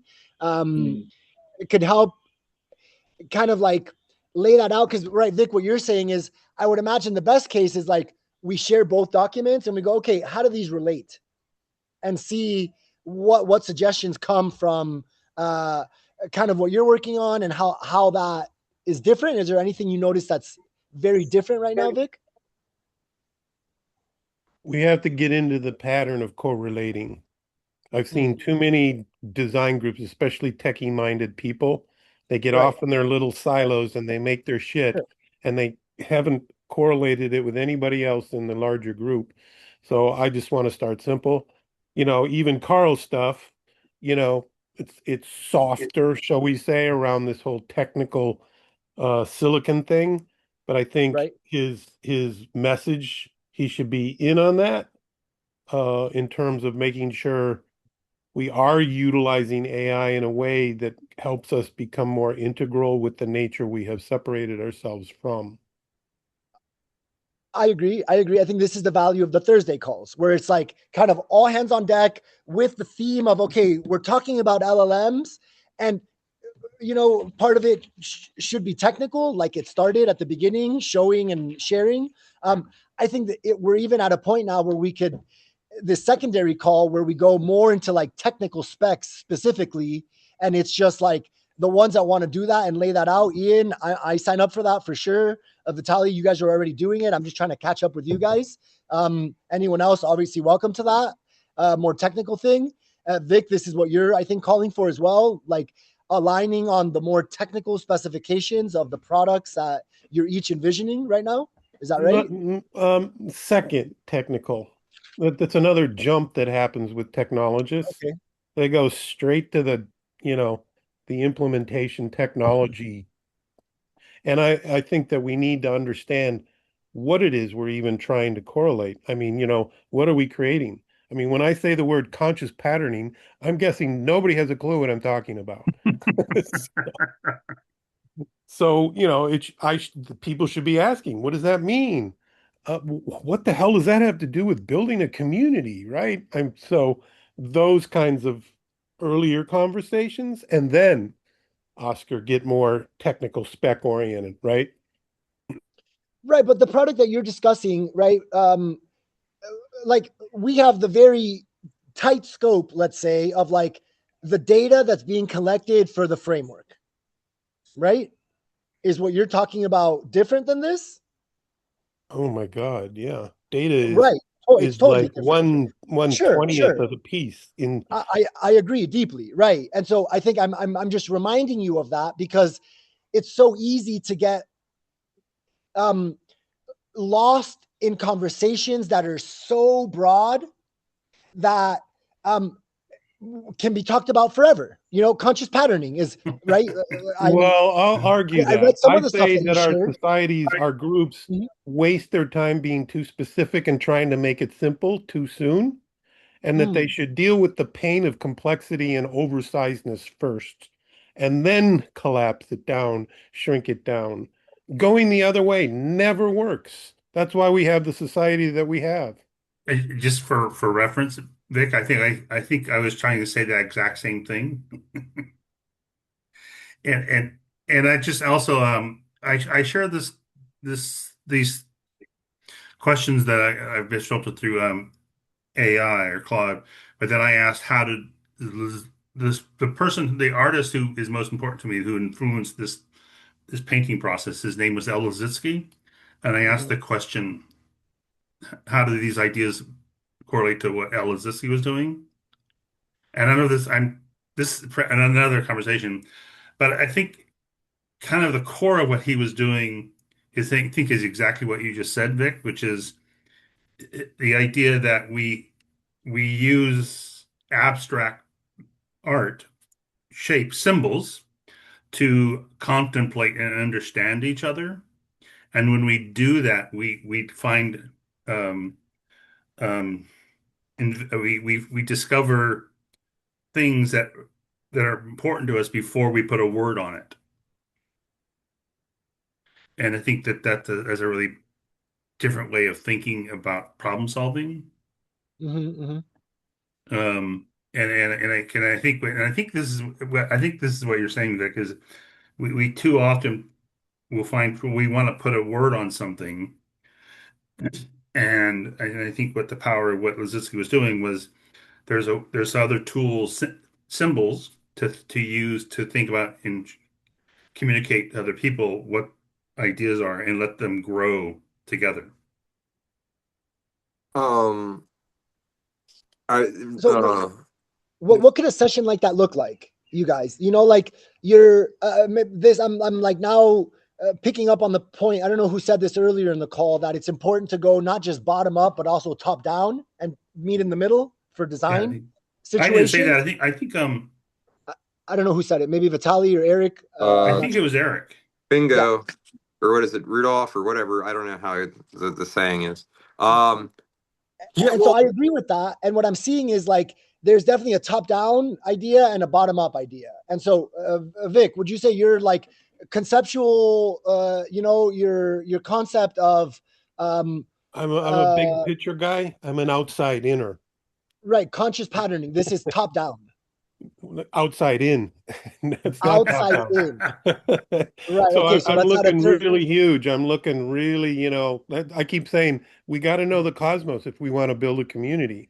All right. And it's that idea that's so large and so painful for most of us to go there. It hurts our heads because it's so confusing and so overwhelming.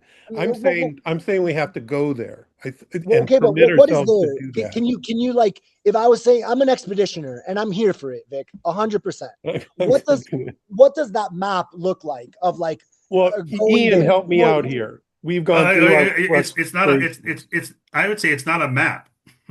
It's not You a don't start with the map. it's certainly not a flat map. And in kind of riffing on what you said, Vic, it's um the thinking broadly or less more abstract, bigger. It's scary, and we have to go through that. I mean, and in because our Western way of thinking is not that. So it just, I mean, and I'll stop here, but that's the thing you were talking about. So that whether it's Vicky, like you're inside, outside, not top or bottom, whatever. So I think Chinese perspective says it's all of it at one time. And there's the Everything, chaos. Our minds are so linearized, we can't hold that. It's like, okay, can we do this one first, and then this one, and then this one? You've already broken it just by suggesting that. And Suggesting a linear approach to something, right? And so, we do it by default. We're not even thinking that we're doing it. right, We we don't do know that we're we doing do it that. by default because that's our like bandwidth limit, let's say, yeah, right? yeah, Like I can't compose a sonnet and do algebra and fix a car at the same time. It's quite literally impossible by my physical means. I only have two hands. Maybe I can do two things at the same time, but that's like my bandwidth limit from my physical thing. In our mind, I imagine we also have some limit of like how many pieces we can functionally hold, right? I think great inventors and like also schizophrenics are super capable to see many dots and hold those dots and put them into a thing and make something unique. I love that like process. And I also find a really big challenge in holding all of that stuff while creating tangible things. I find myself in my life to like, it's, like everything, it happens in cycles. I find myself in my like hyper ADHD schizophrenic cycle where like I'm looking at everything, I'm bringing everything in, I'm putting notes in my phone and writing all over my walls. And then I kind of have to shut that part of my brain down. Otherwise, I can never sit in front of my computer for long enough to prompt an LLM and write documents and build a working app that I can share with other people that gets to some level of finish line, right? It's like I find in myself, at least, there's two cycles that I traverse in that. In one cycle, I get really artistic and I do street art and I like create my art persona. In the other side, I find myself reading more books, and maybe journaling more.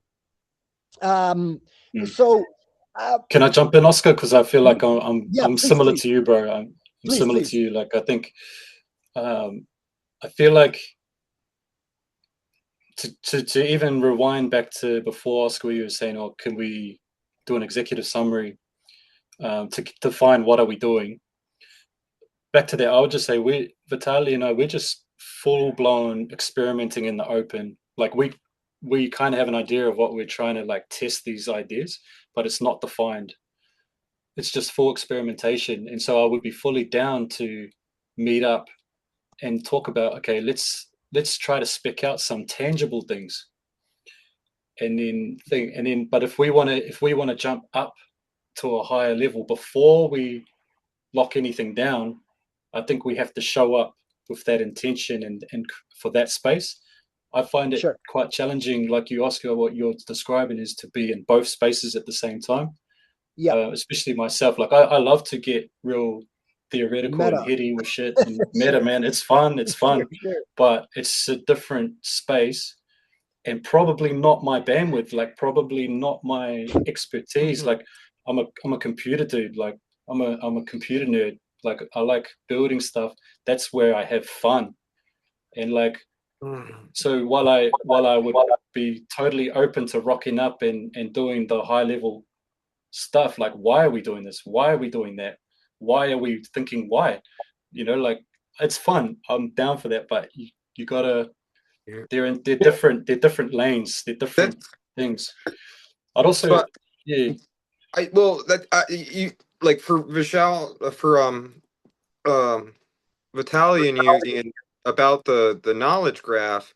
That's why I don't want to sound like funny here, but beyond the XYZ axis, taking in the W axis and the T axis, time and tesseract space, that might solve a little bit of that edge problem. I don't know if it would or not, because I'm way out in left field here, but I'm thinking like if you have a model through time, that might take more processing power or compute or what have you, but it might reduce it too if you look at it from a different angle. So I don't know where that could lead. I wish I could give you a more direct answer, but I'm just thinking of like trying to expand that space might be more appropriate for the models you're using, or the goal there. So yet to be. Oh, you're muted, Oh, my sorry, friend. I was just saying these all cool ideas, Eric, and I invite yourself and anyone else wanting to test these theories and these experiments to jump in. Just at Genesis and just say, hey, can you try do this? And commit it to a repo called Eric's Experiment Number One. And then, like, now you're playing the game that we're playing, because we don't even know What I'm what it saying. can do yet. No, Well, like, yeah, probably not. Like, yeah. you know what you're saying, and you've got this vision that you might want to try and like get closer to. So by all means, I'd invite you to do that. I'd invite all of us to do that. And then, So but should I yeah, I'm just quite ask curious the to. Genesis spot? Should I just like ask it? Like, I guess the question I would ask it, and I can ask it now. Like, how could using a T axis and a W axis help for edge detection in these nodes? I'm sorry for being Eric. Are you saying W axis like the like XYZ sort of thing? Yes. Yeah. Okay. Yeah. Because I was trying to figure out what would be like the higher axes. I know T, they use that like because you have X and Y, which is the two-dimensional, and then Z, which is the three-dimensional, and then any axes beyond that are a little bit harder to Yeah, grasp. But they, T is time. That's definitely the fourth one. yeah, and then they said W because I did a little quick search, and it was the fourth axis used for 4D geometry, homogeneous coordinates and graphics, or visualizing tesseracts. So, and then you can do like additional dimensions onto X or Y, and that's what they use for visual for graphics, for like games and things of that nature. But yeah, in historical 4D visualization, terms like ana or kata were sometimes used to represent directions along the W axis. So I think that kind of goes back into that references of Chinese perspective. I'm not sure if that's true or not, but I mean, that's where my mind's leading. I mean, this is all really fascinating. But so I put it's like a 3-minute video from David Hockney, Mhm. um, that explains I would say explains the power of Chinese Japanese perspective and how it's different. It enables us to kind of emotionally or mentally move through a painting in a non-linear way. And what and it really simply just says it explains that if you're not fixated on a single point perspective, that it opens up ways to understand walking or imagining walking through a village. Yeah. So And it so I does think this take is some practice because we weren't taught to well, look we're that way. resisting 500 years of Western thinking, training, science. Hey, Yeah. Justin, I'm curious to hear your opinions on any of this discussion we're having because you're a deep dude and a mysterious dude. I don't know much about you, bro, but I always appreciate when you say something. So, what's going on in your head, man? Well, I just I want to make sure that we keep asking ourselves why. Like, what do we want to skip the human experience and have the AI figure it out for us? Like, what's the like? I'm also a why not guy. Like somebody says, "Well, why are you doing that?" And I say, "Why not?" Why not? Just do it, right? Like it's an experience. All this is an experience. Even this conversation, it's an unwinding of the old programs, which is beautiful. I really Sure. honor it and I respect all aspects and I love these discussions. But I think sometimes we do get lost in like the AI tools are fun and playful and it's like a new canvas, a new playground for all of us. especially us guys that have been in tech for years and stuff. But it's also like, well, let's roll it back to a core intention. What are we trying to accomplish? Sounds like we're trying to connect us with other like-minded people and have the machine kind of help us already know those connections, because we're not yet at telepathy and other levels of, communication and resonance and stuff. So I like those ideas, but is that the intention of all this? Like I kind of get lost in what are we doing this for? Do we have a full clarity on that? Because I think, and again, I'm not necessarily saying we should have a destination, but what's the intention? I think we all have an intention that's well aligned. I'm just not sure it's well established in a place where we're on this call because we have this intention, or are we just playing in the playground to see what happens next, which is okay too. I mean, I think the very clear intention is I shared 3 goals on the thing. Goal 1 is to create a guide, the best possible guide to help us build regenerative neighborhoods, right? We know what this container regenerative neighborhoods is, everything that Village Homes is, Carl. We want to create a tool that helps guide us through that process, right? Ian, you're one of these use case demographics. You have land and you're wanting to figure out with a tool that can help you design, plan, and build and operate, etc. Another goal is, right, we don't want to pigeonhole and be like, oh, we know the best way. This is how to do it. We want to gather input from everyone, all the participants that are here, plus the internet and the world, and get all of that information in the most functional way. That's a second very tangible goal, which we're doing on this call by recording it, getting transcripts of it, and by everything we're gathering on the Miro board and the Google Docs. And then the third thing, which is like, I think has become now the prime focus, is organizing all of that data effectively so that we as individuals and the LLM can process that data. Potentially it's the same format, potentially they're different formats, and that's okay, but massaging the data is going to help us get there. I feel like also that's a good grounding. I feel like that's a good grounding for regen tribes. Like that was what regen tribes has been trying to do. Sure. I think we kind of, and they're good goals for us to stabilize our experimenting around. And then I think upon achieving those goals to some version 1 degree, I think that's a really good stopping point to say, pause, hey, as a community, let's reflect. Let's stop and think about, where do we want to take this? What are we building? Why are we building it? Where do each of us resonate with this thing? And then like really come to that space with that intention of like kind of figuring it out before building anymore. I agree. I think this is the call for that like moment, where Vic, I honor deeply, and Carl, these perspectives that you guys have, and I want to integrate them as much as possible. In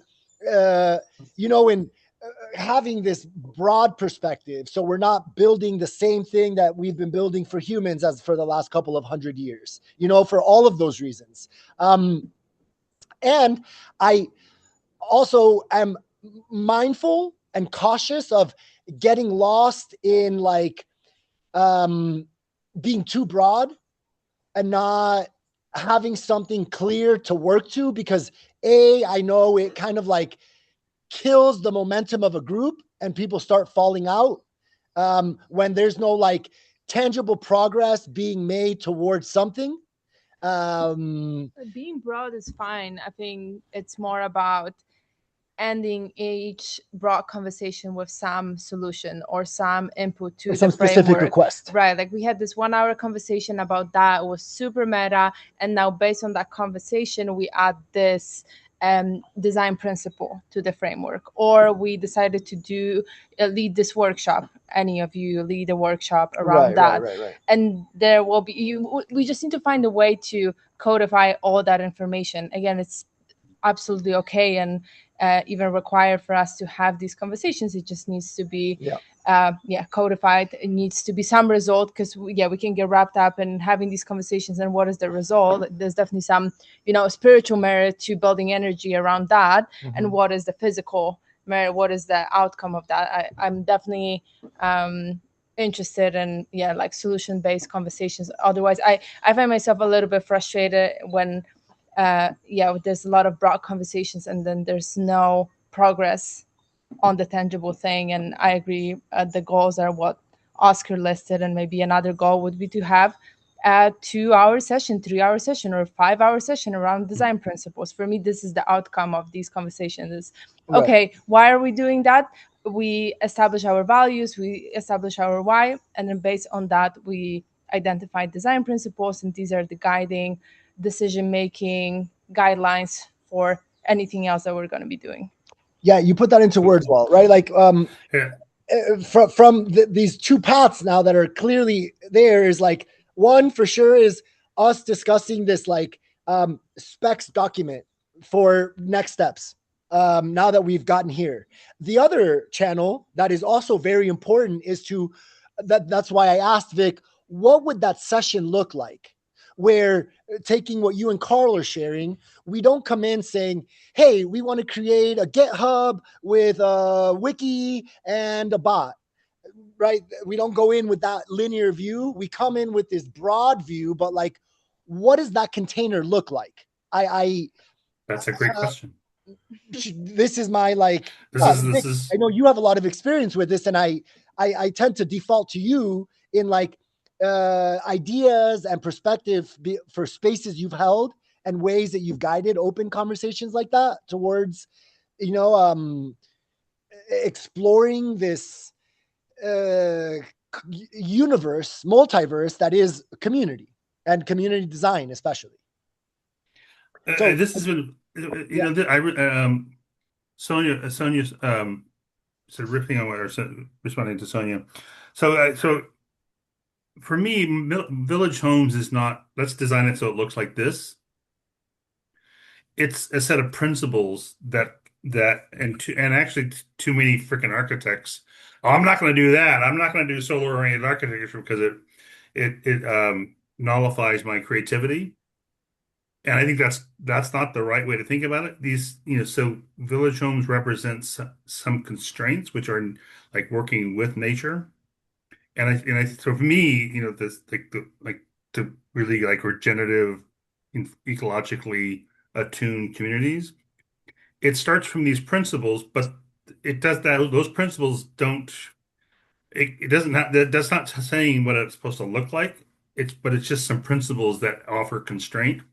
And I think constraint always creates creativity, but it's certainly rooted in those. Those constraints are what makes something more efficient, more resilient. Enables us they to call feed ourselves. Creative tension, right? Yeah, I like creative tension. All there's words for it, but that tension has to be there, and constraints or boundaries need to be there. And there's and within these constraints, you can overlay, and we can talk about this. Overlay a preference for a certain geometry, but it provides some ground rules for some more questions to make it work more. Use less energy, provide more comfort, provide more food, provide more community connection. Would a weird analogy be like you want to use a watercolor instead of an acrylic paint, like when applied like as for what you were saying about like, oh, I don't want to be constrained in my artwork. Well, like you want to make a watercolor, you're not going to use pastel, I mean but like you could layer it, so, but how would it look functional? I don't know. That's probably a little too far out there, but I think that's a good example. Just, within that shade is what our values and why it dictates, and then you choose a specific color that you're going to use for your community. I agree with that, Carl. For me, we're not here to decide what the answer is. We're here to design the questions and then let other people answer these questions. And, them and their community will decide what exactly the color will be, Eric. But again, we can have these conversations as an example for our community. Okay, how would we answer that question for the sake of designing a question better? not necessarily to just create a bunch of answers. And I think sometimes these macro meta conversations end up with us, getting attached to our opinions around something, and we just want to get consensus in a group, and that's again a good exercise. And I think sometimes we're losing track of the goal for these calls, which is we are here to design the questions. We are here even questions though, I'll propose, Sonia, the community should come up with the questions, not you guys. But people don't, they haven't learned how to do that, right? What are the questions that they have? The whole place usually goes silent. Well, I think what Sonia also said. For me, it's like providing some ground rules for the questions. And for me, the ground rule is what uses, if you're going to do this, if you're going to do this, you're going to build, how do you build to use as few resources as possible?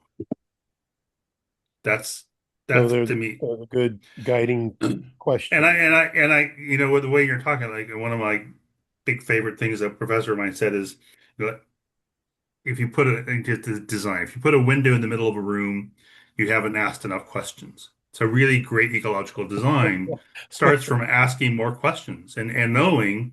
Yes. And for me, the imposing a geometry over, like Paris or that starts from this geometry, not like, so where is the river really? Well, it may start with intention, like Justin's saying, not the geometry, but what's the intent? To enslave the people? Right? I mean, we got to ask what the intention is. So, Oscar, here's a simple model that I used to use facilitating in order to loosely structure this. It's called Scan, Focus, Act. Scan, Focus, Act. So in the scan, this is where the questions come, and you encourage everyone, and it's painful for most people to turn, because we're used to making statements. That's how they taught me in school. If you got a question, you're a wimp. Give me an answer. Make a statement. So opening up to the question in the scan field. And then, as a facilitator, whoever it is kind of watches and says, we're coming to sort of a conclusion. It's a feel thing. And I think we need to move to focus. So then we start looking at what do we want to do here if in the moment, and then we act on that, what we're going to do. Now, these are micro loops. This isn't one big, 7 days of scanning and 7 days of they're little micro loops, and you got to be conscious of them. But it closes, but it also allows for huge opening. So I don't know. What are your thoughts on that, you guys? I need can you give me an example with like the topics we're looking at right now, right? Because again, we keep going back to this thing, Vic, where like we discuss broad topics, and then we're like, okay, this broad topic, let's try to nail this thing down as a step, towards the next thing. I guess I'm just an advocate of like, you can drive across the planet in pitch black as long as you have a flashlight. Right? You just need to see the next 5 feet in front of you before you take your next step. Mm-hmm. And like, of course, it helps to have the broad view of like more or less what direction are we going in. And so with this in mind, what would a session with us with these topics that you know of? And like, I commend that you're always like, oh, let's let the community decide. And yes, I'm open for that, but inevitably, not decide, just more input. Just new ways for them to input. Right. Making happen. I mean, we can do it right now. We've had a relatively scanning hour here. Been scanning different ideas. Sure. Now, it doesn't mean it's going to be the only thing. Let us spend a couple minutes focusing on 1, 2, or 3 things that we've been discussing. Cool. So then those become topics. Mm-hmm. And then act. And here's the hard part, and everybody leaves the room. Somebody or some small group has to act on those 3 things. Something's going to get done by the next time. Right. And so far what I've observed, and I'm going to be very direct, it's like the topics that get talked about in the calls tend to be the more technical stuff, right? Like putting the resources, processing them with LLMs, making documents, sharing those documents. I did a lot of that at the beginning. Others also did some of that. Now we've diverted to, okay, how do we use the LLM in the best way? And now Ian and Vitaly have definitely taken the lead on that. They're now the key actors that I'm like super excited about. At the same time, on the broad spectrum, you led with the open space technology concept and presenting that to the group and holding that space. Vic, if this is your prerogative, I would definitely invite you to hold more of that space, to say, I'm going to be the lead during this conversation where we flesh out topics, and my deliverable will be 7 topics and sub-conversations from each one of them. I'm finding myself, I guess what I shared before, where like, it's hard for me to focus on the tangible deliverables and on the broad meta conversations. And like, if after 13 weeks of calls, all I have is 13 calls of like broad meta conversation and no deliverable, I feel like a failure. Because maybe if it was my first time talking about this stuff and exploring it, it would be a success because I've now seeded myself. But I've been seeding myself with this topic for the last almost 5 years now. And I understand for myself deeply, I'm at the point where like results and tangible things need to come out. For me, at least. Well, recognize there are some projects that have come out of these meetings already. Oh, definitely. Me and Ian are doing one. Vitaly's doing, so there's some real shit. Definitely. There's I'm feeling action, great about there's that. action, right? Yeah. So I just want to reassure you, they haven't just been all blurred, nothing's happening kind of thing. I agree. I feel really good that we found a good balance between like. So let's do it right now. Let's do it right now. So we've scanned. So now as a group, what do we want to focus on? Let's say there's 3 things that we want to focus on. 2 are already happening. So what would be one more? Well, I'll see the one idea that I really loved you guys talking about where, and maybe this is not in context with what's going on now, but I love the idea of having the ability to provide a map or some type of location, like here's what the land looks like with elevation, and it's helping us lay sacred geometry on top of that in terms of building structure or layout for community. Okay, so like a physical. That could be an amazing tool. Yeah. To me, that seems very valuable. And again, so it may not be there's a third thing to focus on. I would say that's a really good one. Okay, so tool that takes a visual of land and helps design sacred geometry architecture on it. Or to see the sacred, like the golden ratio theory applied to the land, like how the contours of the land, where does it lie? Yeah. What if that sacred geometry? What if that's a building that has sacred geometry? What if it requires 4 times more resources to make? Then it's not sacred geometry. So I would assert so there needs to be an ecological question check. Which means we got to teach ourselves what sacred geometry really means. And how does the universe create itself? It's using the sacred geometric configurations because it's the most efficient way to manage the energy. That's why a sun looks like a sun. That's why solar systems look like solar systems. That's one of the theories. So this would be part of the next going conversation. Guess what it would start with? Scanning about sacred geometry. What are all the issues that come up? Carl has some, I have some, Justin, you've got some, right? So that group would now start to open the questions up. And then that would move into focus. So this is sort of fractal, right? Okay, so I see where that's going. And I want to take one step back to where we are now, which is where do we put this information as it's coming in? And I think this is my still biggest blockage where I realize all of my content All of my content is siloed. It's in my Obsidian. It's in my docs. I still haven't pushed it to GitHub, which I will do. And at least then it's public, which is just a series of folders structured in a way that makes sense to me. And I think I've been reluctant to like share that because I want to be like, oh, well, what is the best way to structure this information? And it's definitely my nested list of folders, that's just how I can keep track of my stuff right now. That folder set has to open up, and the AI system that is slowly being evolved, right, which was the other focus that's had here. It's a fourth one. So maybe in the meantime, it is happening. This series of folders. How we're going to manage that data and where we're going to put it. It sounds like Vitalia and Ian are sort of working on that with an actual live situation in Telegram. Yeah, this is all very fascinating. This is all great. Here, so I'm a person who's interested in these thinking tools from history that are more dynamic, less focused on like a word or assumptions.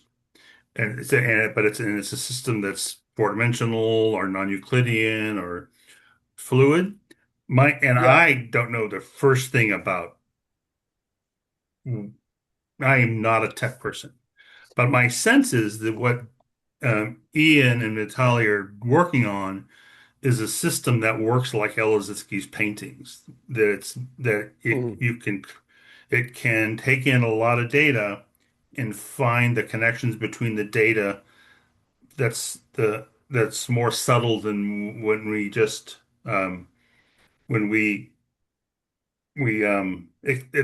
will find connections between data points that are more subtle than what we understand for ourselves. Ian, does that make sense? I'm unsure. Sorry, I'm unaware of the painting. Which is the idea of a collection of data points. But is your tool will your tool allow us to connect into data points without knowing where the data point is? So there's more subtle relationships between the data points. Yeah, I hope so. We're not too sure, really. But that's sort of, I think, the power of. That's my. Yeah. I think this is what the description of a knowledge graph is for. Like that's what it's supposed to do. Exactly what you just described, Carl. That like without knowing where something is, or even that it's related, that with a knowledge graph that is built right, even loosely tying things will be presented and brought to light somehow. Ideally making the dot connecting conspiracy theory map something more real and usable. I kind of imagine it as it's just a abstracted away layer. It's an infrastructure of storing knowledge. But just think of it as like an advanced database. We don't, just put that over there, and then it'll be up to us to say, hey, I'd really like to look at that in this way. And so, Carl, you might be like, it'd be cool if it did this. And then you'll ask Genesis or any AI to say, hey, can you, using Regen's knowledge graph, can you make this interface that allows me to see XYZ? I'm really curious about XYZ and the relationship with ABC. So like, it's not going to be, we're just creating that infrastructure so that can facilitate those queries. Yeah. So it'll be up to us to decide how we want to interact with that and what does that look like. But I just kind of also want to mention that I feel like there's a little bit of, we have to trust the process at the moment, like without bringing really strong opinions to it. Like I kind of feel like we are all the right people for the job. We all have the piece to the puzzle that is required to do the bit, like without it being more or less or anything. Like I feel like when Vic was saying how he's working on marry up to what his tribe's working on, like some of the stuff is not super clear, but like it could be that we managed to, this is a bit of trust in the process. Maybe Vic and I do complete a profile, a prototype that slots in perfectly to the timing of, hey, let's pause and think about what we're going to build. But while we talk about that, can we turn on Vic's AI to listen to the conversation and see what surfaces? Because that's kind of ultimately what Vic's dreaming will be able to happen. That's what he's building.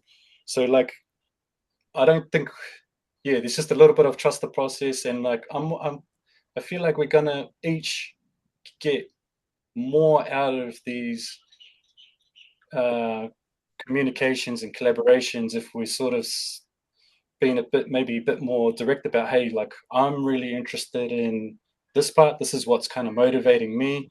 Like I'm like really curious and excited about this part, rather than I just think I think that's really well said. I think That's beautiful. Yeah, it's got it that takes Highland Wowie going, I think. it takes a village. Yeah. Very Thomas, nice. what do you think, man? You've been there just listening, or would love to get your thoughts as well on all the discussions. What's top of mind for you if you're there? Oh, Thomas, you ghosted us. That's all right. Yeah, cool. Okay, you guys. All right, so it's 5:30. So this leaves two homework pieces, right? One of the homework pieces is we're gonna get on a call and discuss this like specs, have this specs conversation. Scrolling through the conversation, I saw you outlined a few things, Ian. I shared a document I have and a bit of like I have like some follow-up documents that expand on that. I think coming up with a good hybrid of that and aligning on what would be like what, right? And that was for like big picture networking and a bunch of stuff. It wasn't just on the vision of how do we make a good framework or a tool like this. That's one of the components of that big 8-piece thing I sent you. So like, let's have this conversation. I could be down to do it in like, that's 5:30 here already. What time is it for you now, Ian? It's early, right? You're like what, 4 hours, 5 hours? Oh, you're muted. It's like 12 for you? Yeah, midday over here. Yep. Yeah, right. Okay, cool. Okay. And so that's one thing, technical specs. And so Vic, from your side, because it's important what you're saying, how can we explore that more or better, right? Noting that we have the 4:30 to 5:30 or 6 Saturday open space time blocked off, right? From 4:30 to 5:30 or 6, whatever time feels good, or more if the conversation goes EST. Do we want to have like a special session? Because I want to start encouraging this. I know it's tough for everyone to show up to a call and do all the things that are interesting to people, but instead we host breakout calls. Totally. We're like, we're going to have the spec call, Ian, and we're going to share it on Telegram. And if you want to show up. But we're going to be focusing on tech specifications to get that. We're not going to go into the meta stuff. We're going to stop that and curve that conversation. In the meta conversations, when people are getting too technical and it's taking over the conversation, we're going to invite them to a breakout group so they can go and have that more technical conversation and come back to the group with results if that's what they want to do, so honoring kind of both spaces. Do we want to have a call where we do one of these explored, right? It sounds like an open space, what you described. You described the process for what the open space technology holds space for. Over time, they're all open spaces, but there's some education going on and people don't really get what they are. You could use the 3 or 4 or 5 focus things that emerged out of this meeting and post them on the board for Saturday and say, this is what's come out this week, this and this and this and this. And we each commit to, holding space for 30 minutes or whatever on those topics, and people can come or not. And yes, we may be, like I say, me, myself, and I have had a lot of those meetings where it's just the 3 of us. Sure. Okay, that's fine. So then it would close down and I would jump over to, Vitalia and Ian's project and see what's going on, that kind of thing. Or yours, or Justin's on sacred geometry. Bet Carl'd be in that one, but maybe not, huh? But Skeptical you of see what sacred I'm saying? geometry. Just for a structure for, and letting people get used to all these topics are going on. There's other conversations going on other than this one, Sure. like on Telegram, for God's sake. Well, those things have to be captured at some level and then posted Right. to say, okay, who's going to act on these? Who's going to go Right. forward with them? And that Well, I doesn't think that's mean grounded, like we're going to get her done in 6 days and suddenly we have a community. No, sure. these are reiterative, over and over. Sure. And I guess I think that's the goal of the Telegram, right? There's like a channel for each thing, so conversations can be on point. You can go to general and talk. That's the general group, and then from there, if something's like talking about the bot, take it to the bot channel. I think it's got to go beyond Telegram for the act part. It cannot stay. Sure. Maybe for scanning topics, it's wonderful. Some focus, yeah, but all of a sudden 30 people click links on go see this. It just gets overwhelming, right? Yeah, definitely. So right. it needs to become a focus topic, which the engine potentially Vitalia and Ian are working on.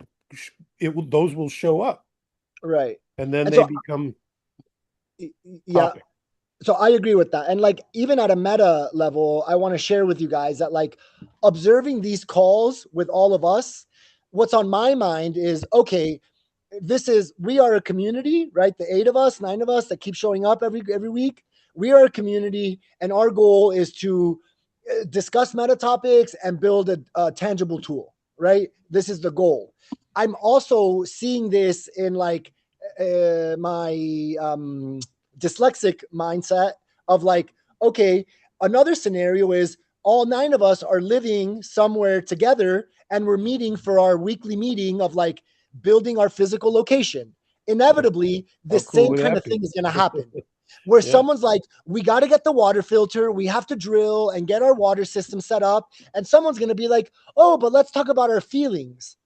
And being able to honor both of those things, because I've seen it happen in real life, being able to honor both of those needs is critical. So at a meta, I bring this up at a meta level because there should be also on this list of tools, I can imagine an agent that's like listening and tuned into what's happening. That's the profiler tool. That's what Bixthing's doing. Yeah. Right. Okay, cool. Right. And it's like helping us keep track and make space and prioritize all of the things that are important, because they all are equally important, right? Systems design. So yeah, that's my piece, where like my mind is ending up at the end of this call. Sure, we're like working on a problem, but the meta of that is like people with different magics, and that's what's super valuable, right? If we were all tech nerds, awesome, we'd be building good stuff, but we would miss some of the finer edges of humanity and everything else. And if we were all, our human philosophers, we would miss out on drilling our water well and building our LLM tool. So I'm grateful to have this. And this is like where my mind's leaving off on this call. Like, this happens in real life all the time. How do we optimize for it? Having a tool, it would be ideal. And I think we're in the beginning designs of this, which is cool. Well, and we should just get rid of humanity and everything will be fine. And everything would be fine, right? Like, humans out of the way, Earth is good. No regeneration is happening by itself. Let's make that a principle. Yeah, right. I think World War III is on track for that already, so we'll see.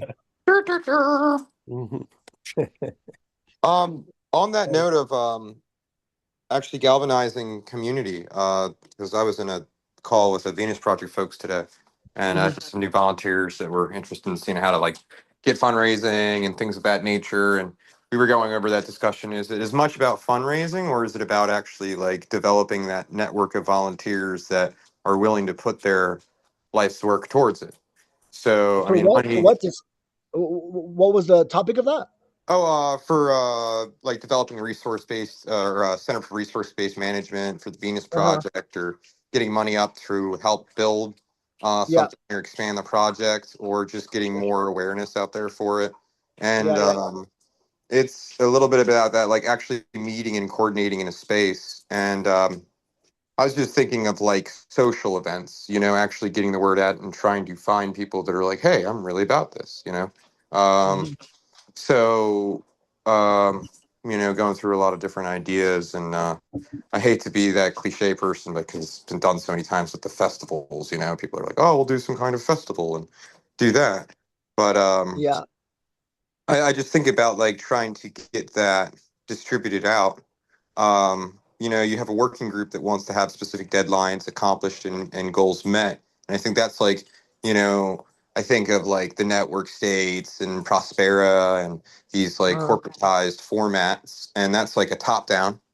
And then you have like grassroots that's like people just coming together and trying to get an abandoned house to be livable, so it comes from different backgrounds and different strokes, and it is like we may not feel like we're getting anything done, but like I think about where I started 16 years ago Yeah. and where I am now, and it's like I could be like, oh, I'm not where I wanted to be, but I can't really say that any of the experiences that I've had to get myself here didn't help get me to where I am right now with the call on you guys. So, For or sure. with you.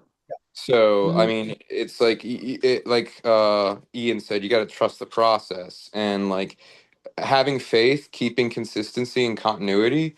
That's really important. Trying to meet a deadline, trying to map the way that you want reality to be. That can be not too good. So it can lead you in. You can waste more time doing that than not. So, but sometimes we have Yep. Yep. obligations. So, like we have obligations, responsibilities to authorities that we have to meet. So, um, Right. Right. I don't know. I think that's just a recap of what y'all were discussing, and I don't think anything is of a waste here. And I think you've definitely made some really Oh, good no, yeah. head. I apologize if like right the comment I made was like exploring two extremes. I feel we're like in a good place in the middle of this right now, where we're making space for both things. We're making space for both things. We're definitely making progress on both things. Like from the technical side, I'm feeling good.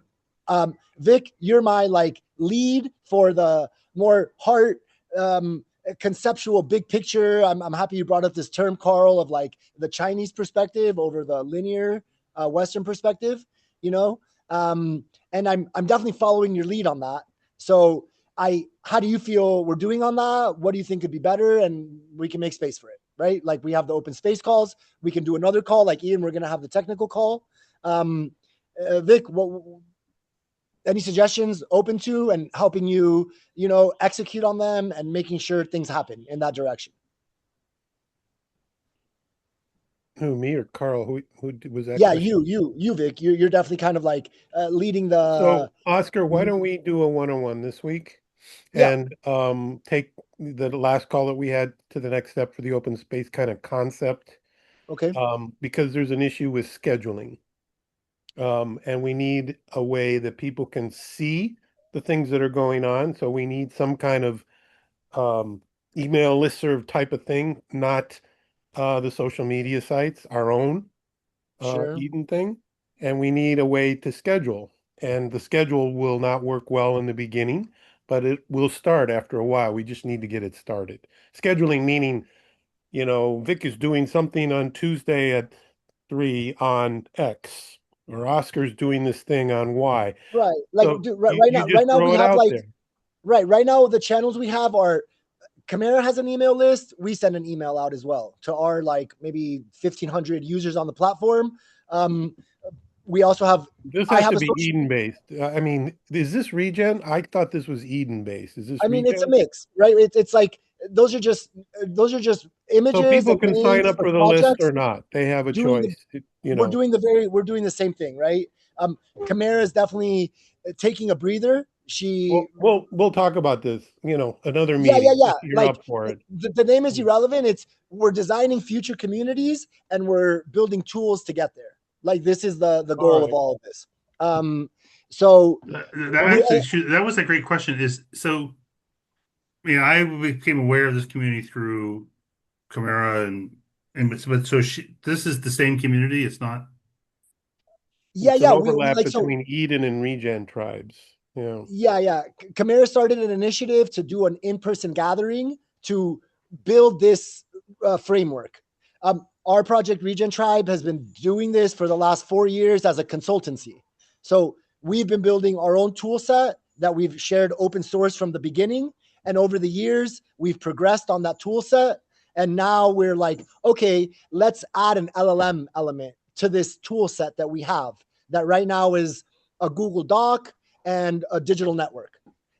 We now want to build an agent style tool that walks people through the process of using information to build their plan for their community. And in the best case, continues to operate as like a personal assistant to the community in the long run.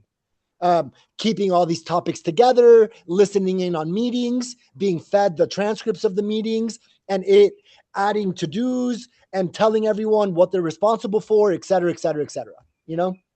And so we converged in that I saw Chimera wanted to do this in-person thing in April. I was like, oh, we're planning a call series. Why don't we merge and combine our communities to do this call series as a build-up to your in-person event? The in-person event has been postponed. We're considering maybe planning a smaller one for anyone who wants to join, 5 to 10 people, wherever it is that's affordable and doable for most people. We'll have a poll about that and see what is doable for people. But in the meantime, it's important to keep the continuity, like you said, Eric. Oh, And like, I wanted to bring up that point. It's like, instead of having one location for an event, what if you had like very like low cost events over multiple locations, and then like maybe have like a live stream of it? So, because it's like I was discussing with the folks in the Venus Project today, we had people in Canada, we had people in South Carolina, North Carolina, people in Brazil, people in Malaysia, people in Greece, people in yeah, Spain, and did the network. We did yesterday was a Regen Tech, which I don't know if it's this. I don't know if you guys are even aligned. I mean, it's regenerative finance. It's like a blockchain based kind of thing, and they have a focus, and they had people from like Toronto, they had people from Chicago, people from Mexico, yeah, California, Colorado. So you have people that are interested, but it's never like it's very rare do you have people like all in the same location.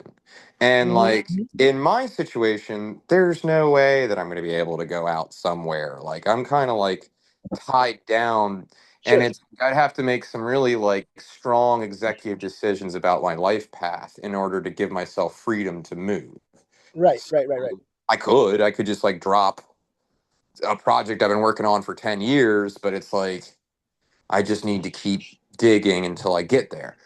Of course. So and it kind of like locks me up, because it's like, as much as I would like to go out to Taos, New Mexico, or Arizona, or out to like Right. somewhere in Canada or Florida, I have like an obligation that I want to like see through. So like that's holding up the time frame for me, and it's like, well, I have all the time in the world because I'm young, and I think I have all the time in the world, but you Right. know, it's like just a different aspect from a different location. So I was thinking, like, if you did have an event, instead of going all hog on one convention site, now logistically that might be a lot more difficult, because you have to find the venue, you have to get something that within the budget, you have to get like a working group of people to do it, you have to get the volunteer list out. Can you get It's a lot more volunteers? work that It's way. a Yeah. lot more work. Yeah, yeah. But I'm thinking, like, if you have a small, like, maybe if it was like if you went to a cafe or something, or like a small Sure. business, and you're like, hey, can we use your space for a little event? hmm Um, might be a lot easier. Like, oh, spend $25 at the local library through a nonprofit, and then you can have this room all day. And then, if you do it at a like a low cost, like it's hmm pretty easy, and it's pretty cheap. Like I've done it It's for more, like yeah. It's more reasonable. Yeah, I agree. yeah, so it's like it's a question of that, and if you get then enough people that are like galvanized in that location, and then you have them do a potluck or like a crowdfund for like, hey, we're saving up money so we can have enough money to go get a hotel room or spend for the bus ticket or the plane Sure. ticket to get to this location on this date. And then like if you do have an event and you do have something scheduled up, like stick with the main event. So it might be better to plan, like think of an event like 3 years in the future and then have like a smaller subsidy of like little events and then see who galvanizes out of that. And if you're willing to take that extra time, because it's like we all want it done overnight, you know what I mean? Like some of us more than others for sure. But you know, it's Right, I'm like I would say my gate for like picking up an in-person event is like there's a physical place that can hold us all or as many of us that want to show up, and like I would just make it like even if only 3 of you showed up somewhere and like we had a weekend together, a lot of progress would be made. You know what I Mhm, mean?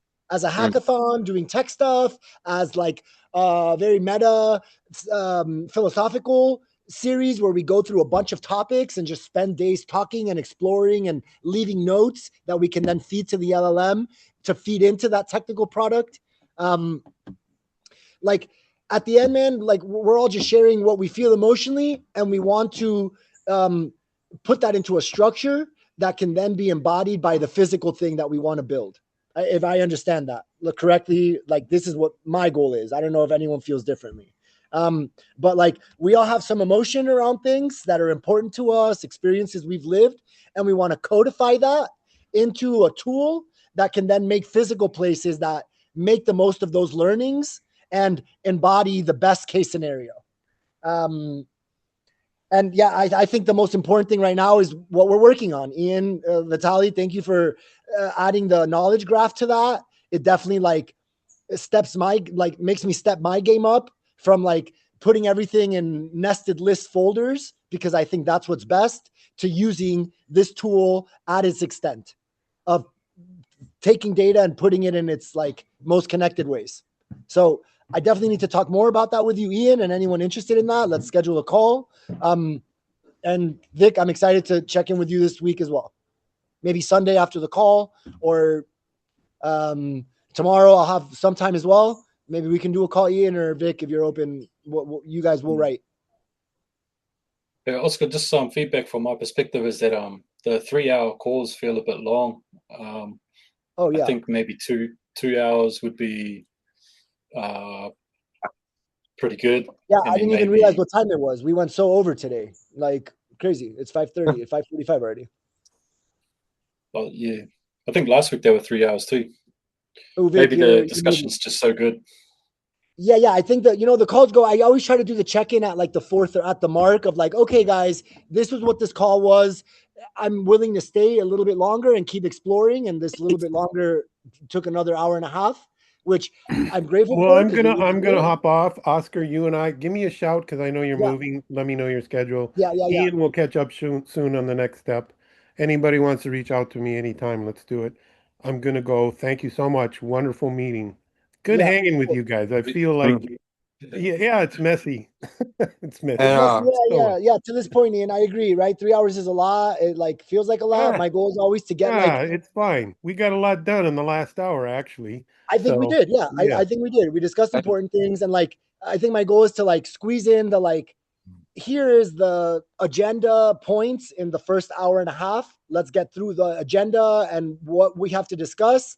That should leave like a board of messy topics that we can then go and unpack if you have more time and you want to stick around for that. And that's I think the Yeah. format that we're following now Thursdays and Bye, Saturdays as everybody. well. Bye, Vic. peace, peace, Vic. And yeah, Carl, thank you for sharing your artwork because my friend's Yeah, mom, I'm sure she's going to adore those pictures I sent him to her. Those the artwork I shared was her work, and when I saw your artwork, like immediately 2 pictures of hers came to mind. So I'm like, I mean they have a totally different aesthetic, but it's also very very similar. So I It's think funny. One is like more like feminine and organic, and the other one feels more masculine and like geometric. Right yeah off the top. it was like That's perfect a whole pair. other discussion. But Yeah. Mhm. Yeah, I want to have a whole discussion on art, you guys. I have an art project. I'd love all, Yeah. you know, I'm sharing a link right now. Go check that website out. Let me know what you think. It's like Sonia and I's art project in the process. Thoughts. Yeah. Right on. Yeah, I'll build with like a with like a little LLM thing. All right, you guys. So good call, Ian. I agree. We went way over. We have lots of like tangible stuff that's coming out of this. We also have a lot of meta stuff coming out of it, and like we're finding our balance between the two. My target is still by April, right? End of March, April. I think second week of April is when the calls are like done. That we have some kind of working product. I already have a working doc that I now need to integrate more content into and build some kind of interface for. I'm using all my credits. I'm going to be using as many of my credits as I can by the end of this month. And being better about doing that regularly. I want to tie into what you guys are working on, Ian, and like I have a bunch of resources on my machine that maybe we can feed into the mind graph in some way, the knowledge graph. I don't know how to do that. I think we can explore that on our call tomorrow. If you're good, would be nice. Or maybe later this evening. I don't know how you'll be later on this evening. We can just do a check-in and chat. Maybe in like a couple hours, 2-3 hours. It'll be evening here, but if you're up for it, I'm down to chat for a bit. Yeah, and I'm just grateful for everyone participating. Carl, thank you for your perspectives. Justin, you as well. Vitaly, Ian, thank you for the work you've done. You're like really pushing my like you're pushing it up on my priority wheel right now, which I'm excited for. So I'm just trying to launch your URL. It's broken. Yeah. It's not loading Moscow. Maybe a fat fingered it. Or, yeah. Oh, damn. Oh, damn. That's weird. I wonder what's happening. Yeah, it's not mine. The second one you linked, it opened up. I don't know if that was. Oh, maybe I just put because I HTTP'd it. Maybe that's why. Oh, it still doesn't work for me. Yeah, it doesn't work. It seems it worked for me, so I don't. Oh, damn, that's weird. Maybe take off the HTTP and just put. Yeah, it does load if you take off the S. If you take off the S, right? My security thing must be not working right now. Mm-hmm. Yeah, it's just a piece on social constructs and like a little web app I built with like an LLM a year ago when I was first testing. But yeah, so art. I definitely want to talk about art. Carl, that's my art piece. Awesome. The art piece seems to be a series of questions. Yeah, ideas? It's a series. Yeah. It's a series of pixelated pieces I've been doing in different countries, and asking just provocative thoughts about society and what holds us together and how it does that. That one is deep. When small men begin to cast big shadows, it means the sun is about to set. Oh, yeah. There's good ones. I've just been pulling cool. stuff from like random street art I've seen in random places around the world. Random people have uploaded stuff on there. So I don't even know how people get there, but it's working. All right, guys. Well, I'm grateful for you. I'm excited. You guys like keep me motivated to keep little side explorations going right now. Carl, we also have a talk pending on the hardware piece, right? Design. Justin, if you're there, we can talk about some like sacred geometry. I think that question you asked, Carl, of like, okay, sure, we can do a mandala, but like, is that the most environmentally conscious thing to do in this moment? And that's a cool exploration. Mm-hmm. I love that. Carl, one thing I just wanted to sort of about your thing about it always being ecological, and I think that there's something to be said about the art of architecture being inspiring to humans. So I think you got to find that balance. Like I think a big push for our thing is we want it to be really inspiring. Like you come into this place and it's a place that feels inviting. You want to be there. You want to be a part of it. So I was reading your messages and your emails and now reflecting on our conversation and what you were saying today. And I just sort of felt like I think one of the beautiful things of architecture is it is like a human painting. It's artistic, it can be inspiring, it can make you feel a certain type of way. So I think that should be balanced. You got to balance that. Like, to me, that social impact is just as important as the ecological impact as well. So I was just Yeah, I just sort think of it's thought.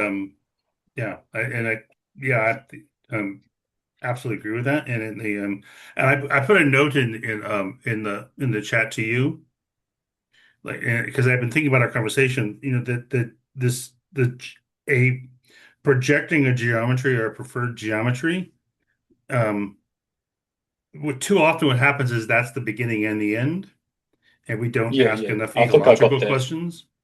Yeah, And and I specifically think about your but project, it doesn't like.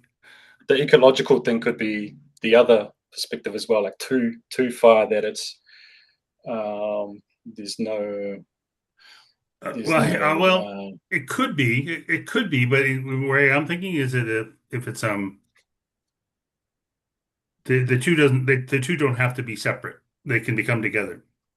yeah, But for to sure. get to the best ecological, which means least resources and most comfort and most Yep. interrelationship, um, that could look like anything. Justin, are you in Costa Rica? I'm in Nicaragua. Nicaragua. Oh, yep. Currently. I've been here for 6 years. Oh, nice one. On the land for your community project, or you're I'm trying to get securing the onto some land land? now. Yeah, nice, man. Nice. What's I've been walking land for 6 years trying to find it. Wow. Right one. And you found the one? I found the one, and we're very close. Nice. Good luck to that. Nice. What's Feels your really timeline good. on that? I suspect that we could start the build process in the late third, early fourth quarter of this year. Awesome, after master planning and raising funds and all that. I think that's probably a reasonable, groundbreaking time frame. You've got plans and funding? I'm master planning. I have somebody that's she's a bamboo architect and also can do the master planning. So I'm working with her now to start that process. Awesome. As the landowner decides, how, if he wants to participate or just sell me the land. And then on funding, I have people that have already said, yes, count me in, whatever you're doing and however you're doing it. And then I'll need to go beyond that probably to raise some funds. So I think it's already there. I always say it's already done. It's already done. So I think I can source the funds fairly easily based on what I'm doing. Is the people putting their hands up there saying they want to join the community? Like, you're openly inviting people to come and be part of it? Yeah, because I've been talking to people for 10 years about what they want to see in regenerative conscious community. So it's not like something new that it just popped in my head. And I've had Zoom calls, like I had Zoom calls every month, and sometimes weekly with those same people, like kind of digging. And it's kind of these kind of calls similar, right? Like we'll just keep going deeper and deeper and figuring out what we really want. And then that's cool. So the now community it's just kind of, so the community already exists in digital space. You guys are already connected. It really does. Yeah. And that network, really cool. Like, I've got a core set of people that will say, yes, let's go. And then, or have said, yes, let's go. And then I've had, they have their network, right? Like, here's what's happening. So I just need to formalize it, secure what we're going to do with the land. What's the land going to cost? Get the financials right. And I'm in several groups like this that are all working towards, different things. So everybody's adding value and helping me co-create it together, So I'm not trying to be the top of the pyramid. I'm trying to build a circle of people that can add their value and their uniqueness to the community. That's cool, man. What would you estimate your founding community population to be? Like, what are you sort of community aiming cap for? is 144. And so it boils down to like 36 families. When you run the numbers, it kind of comes down to that. in terms of like, hey, we're going to probably have to build 36 homes, maybe more, but that's a good place to be to cap. Is that like a Dunbar's number kind of thing, or is it just purely the space? No, if you look up 144,000, do a little AI research on that, you'll understand everything. And the reason that number is important. Man. I'll check it out. Yeah, awesome. No, thanks for sharing. I'm just curious. It's coming together. Yeah, awesome, man. Yeah, I'll keep you guys That posted. one's gonna be cool. I have that a one's I have gonna a be whole more short-term. presentation if you haven't seen it. I have a conceptual I haven't, deck. mate. Okay. Yeah, share it, please. Justin, will you share that in the Telegram? Will you put it in the land projects channel? I'm gonna tag do you it in land projects. Yeah, I'll do it right now. Yeah, check out our master plan. See if it inspires anything for us. Because I feel like we're in similar positions, just slightly different outcomes. But I'm super keen to connect to more vision holders and community builders, just because it's kind of different problems. Where's that exist? Master plan? I put my one in the framework channel. Is there a better land-based channel, Oscar? So I'm gonna make a channel for like maybe land projects, so people can share decks in there. That would be great. Yeah, that might be a good thing to do one day, Oscar, is just to reflect, reflect on the current Telegram situation. V 2.0 it out. Just kind of consolidate some of the. The thing is, we started with a Discord, so we have a Discord that has a ton of channels, even for independent countries and topics, like all of the topics. From there, we evolved to the tribes platform, and I was like, oh, great! Like my goal was that people can just share it on the tribes platform and like the framework channel, but the reality is people use Telegram, right? People don't live there. Like it's not like, and it's like a little bit clunky. It's not like the smoothest interface, which I get why people are a little bit like hesitant to go in there. Since then we have a Telegram where we do like team stuff and like updates, but that's now become the most useful thing because people are always there and it's easier for them to just drop links in there. But yeah, maybe we can discuss like what that looks like and like where things can be. Like we have let me see, alchemy. Like it could be like even a thing like where the bot, you can have a bot. A lot of people are putting time and effort into bots that just manage the Telegram community. Right. And like it could be a thing where like channels just automatically archive after 3 months of no conversation or something like that. Just so that kind of the temperature of the group is always kind of surfacing around the top. I don't know. Just putting it out there. Yeah, like I made a bunch of great groups. Like for example, on the platform, on the Tribes platform, I have a group where it's like vision holders sharing their project and exchanging ideas, even like a group for each one of the phases of the project. Like, are you looking for people in this group? You can have conversations about that. Are you building right now? Here's the building group. Go ahead and talk about building stuff. And like, it's cool, but like, my biggest goal right now, my biggest blockage would be to redo the Tribes platform in a really beautiful React like web app interface that feels awesome and fun to use. I'm going to send you a link for a website a friend shared with me. What was it? Developer.io. Do you remember what it was, Sonia? And I feel this sense that sort of web apps might not even be a thing for long, man. Like just the way these LLMs are going, it's like, why would I interact on this thing that I have to click around on when I can just make my query to my assistant and then get the information or connection that I want? So yeah, I don't know.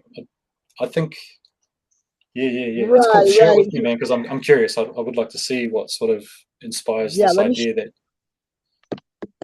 Yeah, let me share this interface with you that I think is cool. Like what I realized is the Tribes platform is like, it feels like a Windows 95 computer where like there's folders, and to get to this folder, you have to go into this folder and then this folder, and then you get to this folder, right? Modern web apps is just like all the data is there, and you click a few filters, and only the data you want is left. Like that's the upgrade I see for the Tribes platform. Because that could be vibe coded, man. Like, and really, you're just using, because you've already got a Tribes platform will have a database of all the people and their visions and things like that. Like, how are you feeling about like just kind of utilizing that database to create? Totally. A friend of mine helped me work on this. He built a tool. We extracted the database. We started making sense of the database, who relates with who based on their like asks and requests and things like this. And like, that was good. Him and I stopped traveling together. We kind of like shelved it for a little bit. His like, is it the mycelium? He would, yeah. His name is Mike, right? And so his last thing was like, oh, well, it's still early. It's hard to build something complex. If we break it into modules, that could be good. So my homework was I broke it into the modules. This is the 8 module thing, the link that I sent you, of like, okay, this is what the Tribes platform does and was designed to do in 8 different tools. Each one does one specific thing, but they're all tied to the same database. And I think that's the best option I have right now of, you know, building tools for each kind of like stakeholder. Like community members have a web app to help them find communities. Vision holders have a kind of, the tool for the vision holders is the tool we're discussing, Ian, which is like an agent that walks you through the alchemy guide and the framework we're building to create your own plan and manage your plan for you. Like that's one of the tools that the Tribes platform, I wanted it to do. Of course, it like gathers the data, but doesn't actually do those functions yet. And I'm not going to do it on WordPress. It needs to be a full stack custom thing. So this is like the blockage and the thing I've been going through. And like another one of those 2 hats that are very hard to hold. It's like my technical digital hat of building tools online and growing a digital community. And then my like land developer community builder hat of like, I need to be on site interacting with people 5 to 10 hours a day and hands on the ground, project managing physical stuff happening. And when I'm doing one, I have a hard time doing the other and vice versa in the other way. And so this is like, yeah, I'm so grateful for you guys and like the technical prowess there, and also seeing you balance. Same with you, Justin, like you guys balancing digital stuff as well as like physical initiatives. Yeah, it's a journey, man. Like this call we're gonna have is gonna be really good, right? The things you see that are needed, I'll share with you my perspective from the last 4 years of talking to vision holders and community members and everyone in the supply chain of like what the space needs to feel cohesive, to help community members find places and vision holders share their places, build their places, design the whole thing. That's kind of like the end game for me as a digital product. The ecosystem for this whole space. And it takes shape of like multiple components.